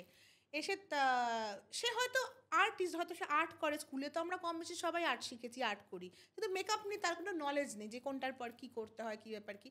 এরকম লাস্ট ব্যাচেই আমি প্রচুর স্টুডেন্টসকে পেলাম, মানে এরকম তো ব্যাচের পর ব্যাচ চলতে থাকে। তো আমার রিসেন্ট যে এক্সপিরিয়েন্স, ওটাই আমি শেয়ার করছি, যে তাকে আমি যখন দেখলাম সে কিছু জানে না, কিছু বোঝে না, সে মানে সব মিশিয়ে ফেলছে, বুঝতে পারছে না। কিন্তু 10 নম্বর দিনে সে যখন প্রেজেন্টেশন দিল, আমি প্রেজেন্টেশনের দিন স্টুডেন্টদের সামনে থাকি না, কারণ ওরা আমাকে দেখে কোথাও একটা যদি যদি একটু নার্ভাস হয়ে যায় বা কিছু, আমি চাই ওরা মানে খোলা মনে কাজ করুক, আমাকে দেখলেই ম্যাম চলে এসছে, এটা এরকম হয়ে যায়। তা আমি থাকি না, আমি একটু পরে যাই, যখন মোটামুটি ওদের কাজটা হয়ে যায়। আমি গিয়ে দেখছি যে মানে আমার কল্পনার বাইরে সবাই কাজ করেছে, এত সুন্দর। তো সেটা দেখে না আমার তখন ভীষণ মানে ভালো লাগে, মানে আমি পেরেছি, মানে আমি ভালো, মানে যখন স্টুডেন্টরা হয়তো আমি দেখছি 4-5 দিন ক্লাস হয়ে গেছে, তারা কোথাও কনফিউশন নিতে পারছে না, আমাকে বারংবার প্রশ্ন করছে, তখন আমার মনে হয় কি তাদেরকে আমি বোঝাতে পারছি না, আমি কি শেখাতে আমার কোথাও খামতি রয়ে যাচ্ছে, যে কি হলো বুঝতে পারছেন না কেন, এত সুন্দর করে বোঝানোর পরেও বুঝতে পারছে না। লাস্টে গিয়ে যখন ওরা ওই মানে আমাকে গিফট দেয় ওই কাজটা, তখন ওরা নিজেরাই বলে যে ম্যাম মানে ওই যে কোশ্চেনগুলো আপনাকে করেছিলাম, তার জন্যই আজকে এতটা ক্লিয়ারিটিভাবে এই কাজটা করে নামাতে পারলাম। ওটা আমার কাছে একটা বিশাল বড় পাওয়া, যে ওরা পেরেছে করতে। তানিয়া, এরকম তো অনেক, ধর তোমার এখন just out of the box তোমার এখনো অবধি কত স্টুডেন্টসকে তুমি শিখিয়েছো, কোনো নাম্বার যদি বলো? আমি না আগে ব্যাচের নাম্বার দিতাম, যে এক number batch, 2 number batch, 3 number batch, এ করে করে ব্যাচের নাম্বারিং করতাম। একটা টাইমের পর গিয়ে দেখলাম আমি আর মিলাতে পারছি না, হিসাব রাখতে পারছি না। হ্যাঁ, থাক ব্যাচের। 2000 প্লাস তো আমরা ধরতে পারি। প্রচুর এটা তো ব্যাচ গেল, শুধু মানে স্টুডেন্টস যারা আমার কাছে মাস্টার ক্লাস করেছে, একটা মানে পুরো একটা মানে একাডেমিক কোর্স করে গেছে। এছাড়া যখন যদি তুমি সেমিনার্স ধরো, তাহলে সেমিনার্সে প্রচুর, মানে একটা সেমিনার নিজেরই 3-4টা সেমিনার আমি করিয়েছি। তারপর যখন অর্গানাইজাররা আসা শুরু হলো, মানে মানে আমি না এই রেভলিউশনগুলো দেখেছি। যখন আমি সেমিনার্স করতে চেয়েছি, তখন মার্কেটে কোনো অর্গানাইজার নেই যে কে করাবে, বাধ্যতাবশত কিন্তু নিজেই অর্গানাইজার হয়েছি, নিজেই সেমিনার করিয়েছি। যখন 4টা সেমিনার করানো হয়ে গেল, তখন অর্গানাইজারের জন্ম হলো, অর্গানাইজাররা আসতে শুরু করলো মার্কেটে। তারা তখন আমাদেরকে অ্যাপ্রোচ করলো যে ম্যাম আপনার কাছে সেমিনার করাতে চাই। তারপর আমরা ওই হেডিকটা ছেড়ে দিলাম, আমরা তখন সেমিনার অর্গানাইজারের হাত ধরেই সব জায়গায় এখনো অবধি যাই। তবে দেখে নিই যে কে কতটা জেনুইন, এই আর কি। কিন্তু coming from a creative space, তোমার হচ্ছে art, you are an artist, তো যখন এই সেমিনার্সগুলো অর্গানাইজ করার অনেক ফ্যাক্টরস থাকে, তুমি তোমার ক্রিয়েটিভ মাইন্ড আর এই যে ব্যাক সিনসগুলো কীরকমভাবে দুটো ম্যানেজ করি হচ্ছে গিয়ে, ক্রিয়েটিভ মাইন্ডে তো অন স্টেজে আমাকে কাজ করতে হবে, আর ব্যাক স্টেজের যে কাজটা আগে থেকেই নবাবের সঙ্গে মিটিং করে নিই, একটা আলোচনা করে নিই, এবং আমার টিম মেম্বারসদের সাথে অলসো। তো ওরা সবাই মিলে মানে ব্যাপারটা ম্যানেজ করে নেয়, যে এবং ওখানেও আমার করা ইনস্ট্রাকশন থাকে, ওরাও একটা মানে থাকে একটা ভয়ে যে না থাকলে আমার কাজটা পারফেক্ট হবে না, তো আমার কাজটাকে, আমার পুরো ব্যাপারটাকে পারফেক্টলি আমার দাঁড় করাতে হবে। তো ওই জন্য যদি দেখে যে ম্যাম তো বলে চলে গেল বা কী হচ্ছে দেখবে না, না ম্যামের পিছনে চোখ আছে, সামনেও চোখ আছে, আমি দেখবো যে আমার প্রোগ্রাম কেমন হলো। তো কোথাও কোনো ভুল, মানে দেখো কাজ করতে গেলে তো ভুল হতেই পারে, সেটা তো মানে না, কিন্তু চেষ্টা থাকে আমার একটা, আমি চেষ্টা করি যেন সব কিছু পারফেক্টলি করতে পারি, তার জন্য মিটিং করি আগে, সবাইকে সবটা পই করে বোঝাই এটা কিন্তু এইভাবে করতে হবে। তো মানে যেন আমাদের পুরো, যেটা আমি স্বপ্নে কল্পনা করি চোখ বন্ধ করে, যে এই প্রোগ্রামটা আমি এরকমভাবে দাঁড় করাতে চাই, তো ওটা তখন অটোমেটিকলি ওইভাবে রূপ পায়। তোমার এই পুরো পডকাস্টে তুমি অনেকবার তোমার হাজব্যান্ডের ব্যাপারে কথা বলেছো। আমরা সবসময় বলি behind every successful man there is a women. Today you are very successful. তোমার হাজব্যান্ডের কতটা রোল ছিল তোমার এই জার্নির উপরে? এটা তো বলতে গেলে অনেক বলতে হয়। সেটা হচ্ছে মানে অনেক, মানে পুরোটাই, ঠিক আছে, পুরোটাই এই কারণে বলবো কি, আমি যখন ওর সাথে আমার পরিচয় হয়, তখন ও প্রথম থেকেই আমাকে এই কাজটাতে খুব সাহস দিত, মানে আমাকে পুশ করতো। ইভেন আমাকে বিয়ের আগে থেকেই ও নিয়ে আসা, কোথাও হয়তো কাজ করতে যাব, বা বিয়ের আগে আমি ধরো আমি একটা কথা মিস করে গেছি, সেটাও আমি বলতে চাইবো এখানে। আজকে তানিয়া কিন্তু একটা টাইমে অন্য কারোর পার্লারে, মানে বিউটি পার্লারে অ্যাজ আ স্টাফ আমি কাজ করেছি, ঠিক আছে। তো মানে তখন স্যালন না, বিউটি পার্লার, লেডিস বিউটি পার্লারে আমি অ্যাজ আ স্টাফ কাজ করেছি। সেখানেও কিন্তু আমার বর, তখন আমাদের বিয়ে হয়নি, ও আমাকে দিয়ে আসতো, কখনো নিয়ে আসতো, আর আমি স্যালারি পেতাম 1000, ঠিক আছে। তো ওটা পুজোর সময় হয়তো 500 টাকা আরও এক্সট্রা পেলাম, 2000 টাকা হয়তো আরও, মানে হয়তো পুরোটা মিলে হয়তো 2000 টাকা হলো বা 2500 টাকা হলো, কিন্তু মান্থলি স্যালারি ছিল হচ্ছে 1000। তো সেখান থেকে আমি কিন্তু উঠে এসেছি। তো আজকে আমি কাজকে কোনো সময় ছোটো বড় বলে না, আমার ভালো লাগছে, আমার শেখা, আমি নিজেকে এঙ্গেজ করতে চেয়েছিলাম, আমি বলেছিলাম যে আমি থেকে কাজটাকে ভালো করে শিখতে চাই। তো আজকের ডেটে আমার সাধারণ মানুষও দেখছে, অনেকেই ভাবতে পারে তানিয়া হয়তো জানে না, মেকআপটাই জানে, তানিয়ার কিন্তু মেইন ব্যাকগ্রাউন্ডটা ওখানেই ছিল, ওখান থেকেই আমার প্রথম কাজটা শুরু হয়। তো আমার স্কিন হেয়ার নিয়ে টোটাল নিয়ে আমি মানে বছরের পর বছর আমি থেকে আমি কাজ শিখেছি। আমার কাছে স্যালারিটা কোনো ম্যাটার করতো না, আমি চেয়েছিলাম যে আমি থেকে যেই কাজটা তুমি হাতে নাতে করবে না, তুমি ওটাই শিখতে পারবে। হাতে নাতে কাজ করছো না, চোখে দেখে কাজ শেখা যায় না, কোনো হাতের কাজ শেখা যায় না। তো সেখানেও নব কখনো আমাকে এরকম ফিল করায়নি কখনো কোনো সময় যে মানে কোনো কিছুতে আমাকে কোনো ছোট ফিল করায়নি কোনো দিনও। ও আমাকে সবসময় মানে সাপোর্ট করতো, তুমি যেটা করছো, যেটা করতে চাও, ভালোবাসো, তুমি করো, আমি আছি, কেউ একজন তোমার জন্য আছে। তারপরে বিয়ে হলো, বিয়ের পর তো তোমাকে আমি শুরুতেই বললাম অনেক স্ট্রাগল সব প্রতিটা মেয়েরই আসে, সেটা আমি আমি নতুনত্ব কেউ নই যে এটা হ্যাঁ সবার লাইফেই কম বেশি বিয়ের পর, কারণ নতুন জগৎ, একটা মেয়ে বিয়ের আগে একরকমভাবে জীবন কাটিয়ে আসে, বিয়ের পর তার অনেক অ্যাডজাস্টমেন্ট আসে, নতুন সংসার, নতুন মানুষ।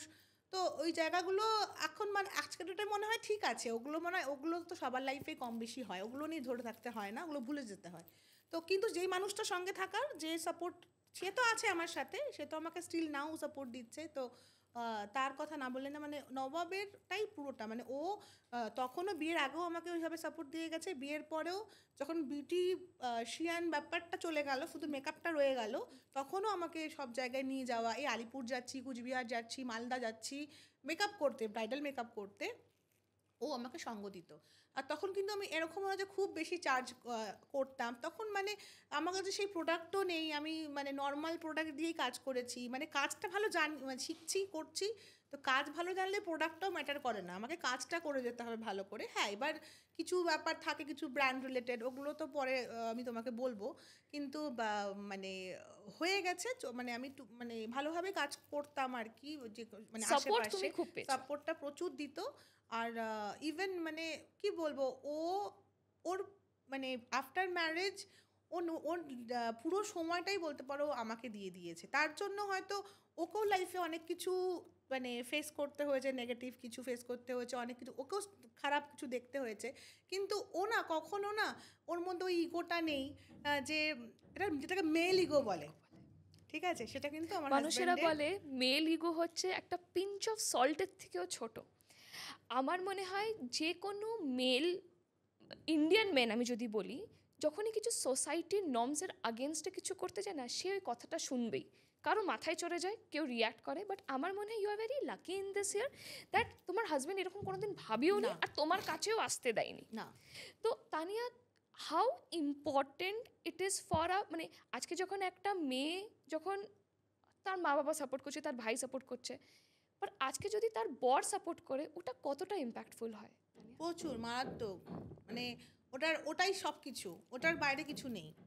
মানে যদি তুমি এরকম অনেক স্টুডেন্টসরা এসে বলে যে ম্যাম আমি আমার বরের জন্য এখানে আসতে পেরেছি, বা কেউ এসে বলছে আমি ভালোবাসি, আমি লুকিয়ে এসেছি, বর জানে না, শ্বশুরবাড়ির লোক জানে না, দু রকমের কথা পেলাম আমি, ঠিক আছে। তো আমার নিজের এক্সপিরিয়েন্স থেকে যেটা আমি বললাম, যে বা যে কোনো তোমার বাপের বাড়ি হোক, শ্বশুর বাড়ি হোক, ফ্যামিলি যে কোনো কেউ হোক, সব কিছু দুনিয়াটা একদিকে, তোমার হাজব্যান্ড, তোমার লাইফ পার্টনার, যার সাথে তোমার মানে পুরো দুনিয়াটাই জড়িয়ে আছে, সেই মানুষটা যদি তোমার সাথে থাকে, তোমাকে সাপোর্ট করে, তো আমার মনে হয় একটা মেয়ে সব কিছু করতে পারে। তাই আমার মনে হয় না যে আমরা সবসময় বলি যে partner should support each other, আমি কোনো জেন্ডার নিচ্ছি না, partner should support each other, partner should push each other. But আমার না থিওরি, যেটা আমি কনটেক্সটটা বুঝি, that it should have a push and pull both. Push your partner to achieve their dreams, তাদের অ্যাম্বিশনস, বাট অলসো যখন things doesn't work out, you pull your partner towards you and say that I am there. তো আমার মনে হয় push তো সবাই হয়তো করছে, কিন্তু যখন কিছু কাজ হয় না, when things fall apart, I guess তোমাকে জানা উচিত কি তোমার পিছনে তোমার পার্টনার আছে, who will pull you and say you that things are all right, it's okay. একদমই তুমি ঠিক বলেছো। আর আমাদের ক্ষেত্রে ব্যাপারটা এরকম যে আমি মনে করি আমরা দুজন দুজনের জন্য, তোমার ভালোতে আমার ভালো, তোমার খারাপে আমার খারাপ। তো কোনোদিনও আমি ওকে বলি না যেটা আমার আমার আমার, বা ও কোনো কিছুতে আমার কথাটা উচ্চারণ করে না। It's always আমরা we. আমরা বলি এটা আমাদের, যা কিছু করছি আমাদের।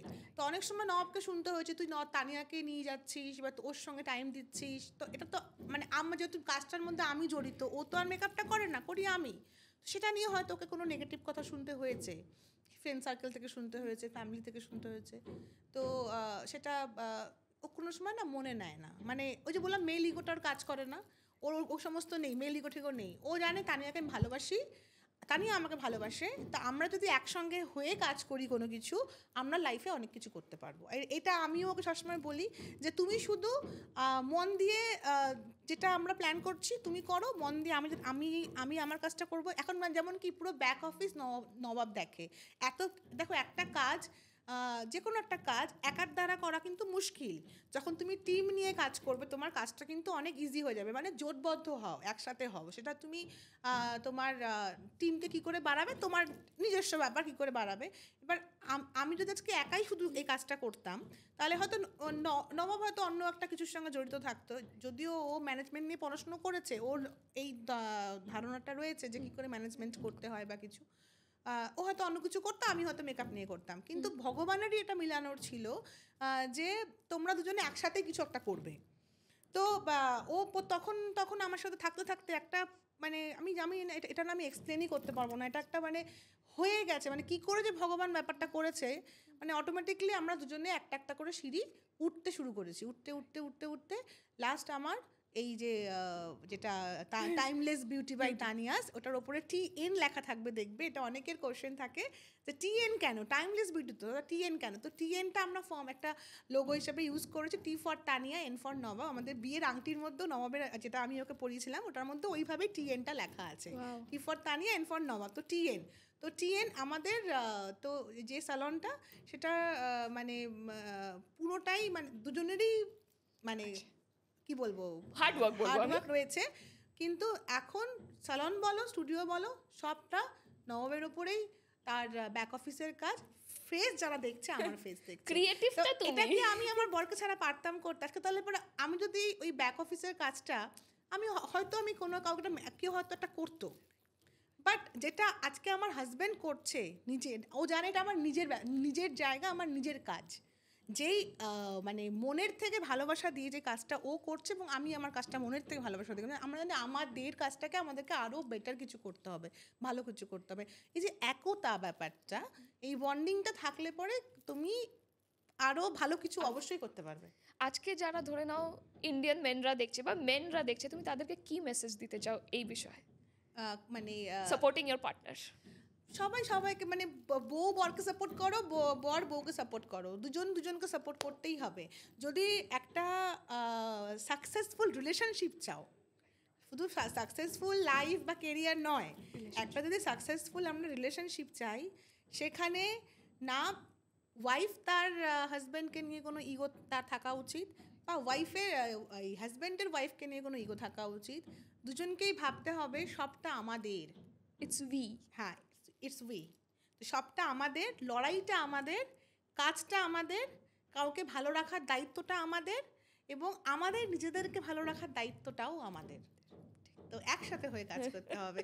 তো এখানে থাকে অনেকে যার যেরকম থট প্রসেস বলবো আমরা। হ্যাঁ, তো তারা সে সেভাবেই নিজের লাইফটাকে গুছিয়ে নেয়। তা আমার লাইফটাকে আমি এভাবে গুছিয়ে নিয়েছি যে আমি এটুকুর মধ্যে মানে আমি খুব অল্পতে খুশি। আমার অনেক কিছু চাওয়া পাওয়া নেই, কিন্তু যতটুকু করব আমি সেটা যেন অনেস্টি থাকে সেখানে, আমি যেন নিজের কাছে যেন ক্লিয়ার রাখতে পারি নিজেকে, আর যে কাছের মানুষগুলো ওদের মুখে হাসি থাকলেই আমি খুশি। বাট তানিয়া, আমি একটা জিজ্ঞেস, তুমি যে স্যালন যে তোমার খুলেছো টাইমলেস বিউটি, ওয়াই সাডেনলি নাও, এখনই কেন খুলেছো সেটা আমি জানতে চাই। এটা এই যে শুরু থেকে বলছি যে আমার ব্যাকে একটা স্টোরি ছিল যেটা অনেকেই জানে না, যেটা এতক্ষণ ধরে গল্প করলাম। তো কোথাও গিয়ে আমার একটা স্বপ্ন ছিল যে আমার কখনো একটা মানে তখন তো বিউটি পার্লার হতো, তো ওইটা আমার তখন ছিল। পরবর্তীতে সেটা আমার এসছিল যে আমি যখন বাইরে বাইরে গেছি, ধরো ইন্টারন্যাশনাল কোনো ক্লাস করতে গেছি, তখন দেখতাম যে ওখানে অনেক মেকআপ আর্টিস্টরা আসতো যারা ধরো বড় শহর থেকে আসতো, ধরো দিল্লি বম্বে থেকে আসতো। হ্যাঁ, স্বাভাবিক, আমি বড় শহরের জন্যই বলছি, সত্যি মানে মানে শিলিগুড়ি আমার আমার শহর, আমার খুব ভালোবাসার শহর। আস্তে আস্তে এখন শিলিগুড়ি অনেক গ্রো করেছে, আর সেখানে গ্রো করার জন্য আমাদেরকেই তো নামতে হবে। আমরা যদি নতুনত্ব কিছু নিয়ে না আসি, তাহলে পরে সেটা দেখে বাকিরা কিভাবে করবে? তো নতুনত্ব সবাইকে ভাবতে হবে, তবেই আমাদের শিলিগুড়ি আরও বড় হবে, আরও সুন্দর, মানে কি বলবো, আরো সাকসেসফুল, বা আরো আমরা বলতে পারি, সবাই বলে না যে ছোট শহর ছোট শহর, তখন না ছোট শহর বলবে না, তখন শিলিগুড়ি বলবে। এক্স্যাক্টলি। তো তখন আমি দেখতাম যে দিল্লি বম্বের মেকআপ আর্টিস্টদের, তারা কিন্তু ওই মেকআপই করছে বা মেকআপই শিখছে, ক্লাস করতে এসছে, কেউ প্রত্যেকের একটা করে স্যালন রয়েছে। তখন আমার মনে হতো সবসময় যে আমিও তো শিখেছিলাম, বা আমিও জানি, আমারও শখ ছিল একটা স্যালন হবে বা কিছু, কিন্তু আর সময়ের অভাব, আর এবং তুমি তুমি ফিনান্সিয়ালও ভাবো এবং তুমি সময়ও ভাবো, সব কিছু মিলিয়ে একসাথে আর হয়ে উঠছে না যে আমি ওটাকে রূপ দেবো, ঠিক আছে? তো এইভাবে আমার সুপ্ত আশা মনে, কারণ আমি ওই কাজটা শিখেছিলাম, আমি জানি, এবং ওই কাজ থেকে আমি নিজের একটা সেভিংসও করেছিলাম বিয়ের আগে, মানে আমার একটা ভালো লাগার জায়গা ছিল অলরেডি। হ্যাঁ, তো আমি জানি যে সেটা আমার মনে কোনো না কোনো একটা কোণে আছে, যদি কখনো ওটাকে রূপ দিতে পারি, এটা মনে হতো। তারপরে গিয়ে আসলো হচ্ছে গিয়ে আমার তোমার এবার নবাবের সঙ্গে ডিসকাশন চলছিল যে কি করব, কোথায় করব। এবার আমি দেখছি যে যে তোমার বাইরে কোনো মানে স্যালন কি হয়, একটা ওপেন জায়গায় নিচে গ্রাউন্ডে হলে পরে কি ফ্লাইং সবাই দেখতে পারে, আসতে পারে, খুব ইজিলি কমিউনিকেট করতে পারে। তো আমার তখন আমার এটা প্ল্যান ছিল যে আমি নিচে কোথাও একটা গ্রাউন্ডে একটা কাচের পুরো থাকবে সামনেটা, এরকমভাবে একটা স্যালন বানাবো। তো সামহাও আমি সেই রিস্কটা নিতে পারলাম না। কেন পারলাম না? কারণ এটা ফিনান্সিয়াল ম্যাটার কাজ করে।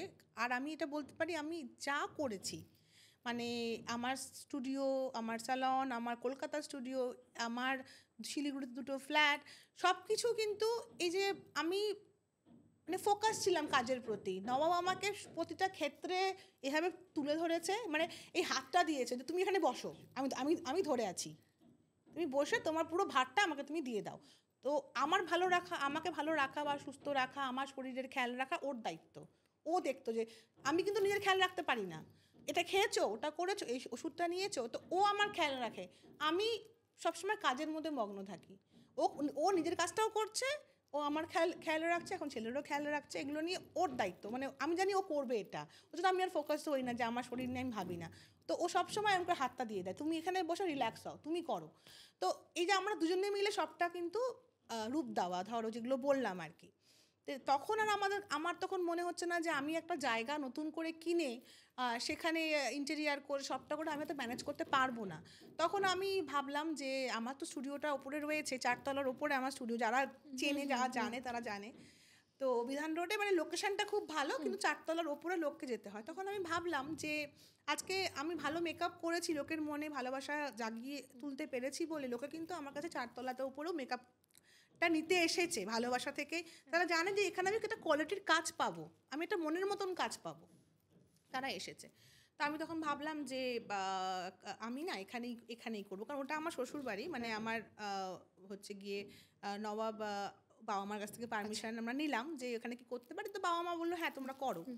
তো এবার ব্যাপারটা হচ্ছে কি, এবার যে ওখানে এত ওপরে কেউ বুঝতে পারবে কি না, আসতে পারবে কি না, হ্যাঁ কি করে কি হবে, তো এটা একটা মনে কিন্তু একটা টেনশন ছিলই আমার। তো আমি না 7-5 ভাবলাম, অনেক কিছু ভাবলাম, একটা জিনিসে ফোকাসড হয়ে গেলাম, না আমি এখানেই করবো। আমি আমি জানি সবাই বুঝবে, সবাই আসবে, ভালো যেখানে ভালো কাজ হবে, মানুষ সেটা যদি জঙ্গলেও হয় না তাও মানুষ সেখানে যাবে। তা আমি যদি ভালো কাজ করতে পারি, আমি যদি ভালো মানে এক্সপিরিয়েন্সড এক্সপার্টস রাখি, আমি যদি ভালো সব কিছু যদি নজরদারি করি যে কোথায় কি খারাপ হচ্ছে, কি ঠিক ভুল, মানে আমার কাছে পারফেকশনের সাথে কাজ হবে। এটা আমার স্টাফদেরকেও, মানে যারা আমার সঙ্গে কাজ করে ওদেরকেও বলা আছে, পারফেকশন ইট মাস্ট, ওটার কিন্তু নড়চড় করা যাবে না। তো ভালো কাজ হলে লোকে ভালোবাসার সাথে আসবেই আসবে। তা আমি বললাম চলো আমরা এখানেই করবো। দেন আমরা আমাদের যে ড্রিমটাকে ওখানেই আমরা নামিয়ে দিলাম। এখন কিরকম লাগে ভিশনটাকে রিয়ালিটি হতে? এখন মানে আমার তো ওপেনিং এর দিন বিশ্বাসই হচ্ছিল না যে আমি কি সত্যি এটা ওপেন করছি, এটা কি হচ্ছে। মানে এখন এটা ওপেন হওয়ার পরে এখন মনের মধ্যে মানে সুপ্ত ইচ্ছা জমেছে যে আমার এটা মানে এটা তো আমি করলাম, সব কিছু ঠিকঠাক হলো। এবার যে আমার মনে ছিল যে আমি নিচে কোথাও একটা কাজ দেওয়া, সামনে একটা আরেকটা মানে যেটা যেই স্যালনটা ভাবতাম, ওটাও আমাকে নেক্সট কখন আমাকে আমাকে করতে হবে, আমি ওটার জন্য খাটবো, ওটার জন্য আমি এখনও আমার সময় আছে প্রচুর, এখনও শরীরে অনেক শক্তি আছে, এখন ওই খাটার সময়, আমি আরও খাটবো, আরও করবো করে আমি আমার পরবর্তীতে চেষ্টা করবো যেন আমি যেটা আরেকটা মানে ভেবেছিলাম যে যেরকম হবে একদম গ্রাউন্ডে হবে, যেটা মানুষ দেখতে পারবে রাস্তার থেকে, এরকম একটা স্যালন আমার নিজস্ব হবে, তো হবে হয়তো কখনো। We just hope, Tanya, কি তোমার পুরো chain of salons হোক, that's what we want. এটা এখন নয়, মানে তুমি বললে এটা এখন নবাবের ড্রিম, মানে আমি ভাবিনি যে ও এতটা ফোকাসড হয়ে যাবে মানে এই বিজনেসটা নিয়ে, মানে ওকে আমি নতুনভাবে মানে দেখছি যে এতটা মানে আমি খুশি তাতে, মানে ও কাজ নিয়ে খুব ফোকাসড হয়ে গেছে, মানে এতদিন শুধু মেকআপটা ছিল, তো এবার মেকআপের কি সবসময় ডেইলি তো আমাদের কাজ হয় না, মানে সিজনাল কাজ হয় প্লাস মেকআপ, এবার স্যালনটা কি ডেইলি আমাদের স্যালনের একটা অপারেশনাল অনেক ছোট ছোট অনেক কিছু থাকে। হ্যাঁ, এবার সারাদিন ম্যানেজমেন্ট সব কিছু দেখা এভরিথিং, মানে আমি ভাবি কি তোমার মাথায় ঢোকে বাবা, আমাকে এগুলোর মধ্যে ঢুকিও না, ও সুন্দর, মানে খুব মানে আমার দেখে আমার ভালো লাগে যে ঠিক আছে, মানে বেসিক্যালি তুমি হচ্ছে ক্রিয়েটিভ ফিল্ডটা দেখো, আর তোমার হাজবেন্ড নবাবদা দেখে হচ্ছিল পুরো ফাইন্যান্সেস, ম্যানেজমেন্ট, অপারেশনস, এভরিথিং। একদম একদম, ওই জন্যই যে বললাম দুজন টিম ওয়ার্ক করতে হবে, একা একা হবে না, তুমি একা একা উচ্চতার শিখরে পৌঁছাতে তোমার সময় লাগবে, আর একা পৌঁছাতে গেলে আমার মনে হয় তুমি একাও তো হয়ে যাবে, মানে when it is celebrated with two, it is always merrier, আমি যেটা মনে করি। একা তুমি কার সাথে সেলিব্রেট করবে? তুমি হয়তো সাকসেস পেয়ে গেলে, কিন্তু তুমি সেলিব্রেট কার সাথে করবে? You need a partner. সবাই অনেকে বলে না যে সেম প্রফেশনে দুজনকে থাকতে হয় না, মানে এটা একটা প্রবলেম ক্রিয়েট করতে পারে এই সেই, আমি আর ও তো বহু বছর ধরেই একটা প্রফেশনের মধ্যে লেগে আছি, এন্ড আই গেস এটা খুব ভালো, কারণ আজকালকার যুগে মানুষেরা পার্টনাররা একে অপরের সাথে টাইম পায় না, তোমরা দুইজন এই প্রফেশনে একসাথে আছো বলে I guess this is a very benefit thing কি তোমরা দুইজন কতটা টাইম পাচ্ছ একসাথে। আমার সব ফ্রেন্ড সার্কেলরা বলে তুমি আর তোমরা মানে তানিয়া দি আর নবদা তো একসাথে যখনই যাবো একসঙ্গে পাবো দুজনকে, and I guess it's very nice. মানুষের আজকাল ইনস্টাগ্রাম যদি আমরা দেখি, মানুষেরা বলে এরকম হাজবেন্ডদেরকে pookie husband, but I will say pookie husbands are good, because আমি মনে করি আজকে আমার বন্ধুরাও ধরে নাও, আজকে আমি এটা কোনো সময় খোলাসা করিনি, আমি তোমাকেই বলছি এটা ফার্স্ট টাইম পডকাস্টে, এই পডকাস্টটা শুরু হয়েছে because of my husband. I may be the face tales and talks with আমি হয়তো বাট পুরো টেলস পুরো টক্স হচ্ছে আমার হাজব্যান্ড। ও এই সাপোর্টটা যদি না করতো আজকে হয়তো আমি তোমার সাথে কনভারসেশনটা করতে পারতাম না। This is a season 2 we are going, তো পুরো জিনিসটা পুরো ভিশনটাকে যে রিয়ালিটিতে আনার এটা পুরোটাই আমার হাজব্যান্ডের জন্য। And I can totally relate কি একটা হাজব্যান্ড যদি তার পার্টনারকে সাপোর্ট করে, সে যে কোন পাহাড় চড়তে পারে সেটা ভাবনার বাইরে। একদমই তো মানে if the husbands think that मेरा बीवी मेरे से ज़्यादा कमाती है या फिर ভাবে আরে আমার বউ বেশি ফেমাস, আই গেস তোমাকে মনে করতে তুমি যে ওকে সাপোর্টটা করে থাকো। মানে আমার হাজবেন্ড হচ্ছে গিয়ে কি হয়, কেউ যদি আমাকে তারিফ করে ও যেন নিজেই যেন আকাশে উড়ে চলে যায়, মানে এতটা খুশি হয়। তানিয়া ইউ ওন্ট বিলিভ আমার ইনস্টাগ্রাম অ্যাকাউন্টের হ্যান্ডেল হচ্ছে আমি ওকে দিয়ে দিয়েছি, কারণ আমার হয় না। হি ইজ সো হ্যাপি যখনই আমার ফলোয়ার্স বাড়ে, হি ইজ লাইক ওয়াও। আমি ওকে বললাম আরে তুইও তো করতে পারতিস, but no I am happy that you are gaining followers. তো মানে সোশ্যাল মিডিয়ার প্রেজেন্স বাড়ছে, সবাই পছন্দ করছে পডকাস্ট। আজকাল যখন যাই সবাই বলে কি when is the next episode coming out, শুনতে খুব ভালো লাগে, বাট আমার থেকে বেশি আমার হাজব্যান্ডের বেশি ভালো লাগে। আমার হাজব্যান্ড যে এই জিনিসটা যে এতটা সুন্দরভাবে অ্যাকনলেজ করেছে, কোনো সময় যদি যাই বলকে আরে তো অমিতাশ্রী দি কা হাজব্যান্ড হো না, but he never feels bad about it, he feels proud about it. একদম সেম ফিলিং। মানে এই যে রিলেটেবল আজকে আমি তোমার সাথে আমি টোটালি রিলেট করতে পারছি যে একটা হাজবেন্ডের সাপোর্ট ইজ ভেরি ইম্পর্টেন্ট। আজকে হয়তো মানুষেরা সিউডো ফেমিনিস্টরা বলতে পারে আরে यार किसी का सपोर्ट का दरकार नहीं, हम अकेला ही काफ़ी है। No, you are wrong, you need someone to support you, and it is very good that when the celebration is into two, মানে যখন তোমরা দুইজন মিলে সেলিব্রেট করো খুশিটা দুগুনা হয়ে যায়। একদম তাই।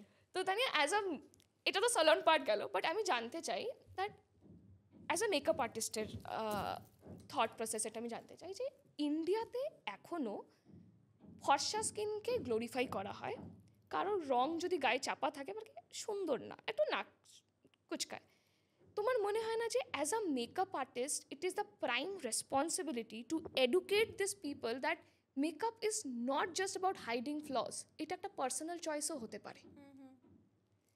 তো এই যে ব্যাপারটা যে আরে ফর্সা মানে সুন্দর আর ফর্সা না হলেই সুন্দর না, এই ব্যাপারটা তো তুমি কি বলতে চাও? দেখো, এখনকার জেনারেশনে যে সমস্ত ব্রাইডসরা, যেটা তুমি বললে, তাদের কাছে এই ম্যাটারটা এখন আর ম্যাটারই করে না। তারা এখন মানে এখনকার মেয়েরা এই যে বডি শেমিং বলো বা স্কিন কালার টোন নিয়ে কোনো শেম, এগুলো এখনকার মানে মেয়েদের কাছে কোনো বদল করে না। ঠিক আছে, বদল করে হচ্ছে ধরো তার পরিবারের লোকজন, শ্বশুরবাড়ির আত্মীয় স্বজন, মানে একটু ধরো ওল্ড স্কুল, হ্যাঁ, যে মা বৌমা তো দেখতে খুব মিষ্টি, গায়ের রংটা চাপা, এটা কেন বলবে? এই তাহলে মিষ্টি অবধি থাকুক, দেখতে খুব সুন্দর, মিষ্টিটা ওই চাপা ব্যাপারটা না বললেই হতো। তো বা কেউ বলছে যে হ্যাঁ এমনি খুব ভালো, একটু মোটা। এই প্রথম কথা হচ্ছে এই বডি শেমিং ব্যাপারটাই খুব বাজে এটা। আর আমাদের জেনারেশনে তুমি আমি বলো বা যারা ধরো আমাদের মতন এই ধরো আপকামিং ব্রাইডসরা, আমরা কেউ এই ব্যাপারটাকে সাপোর্ট করি না। ঠিক আছে, আর এখন দেখবো অনেকটা কমেও গেছে।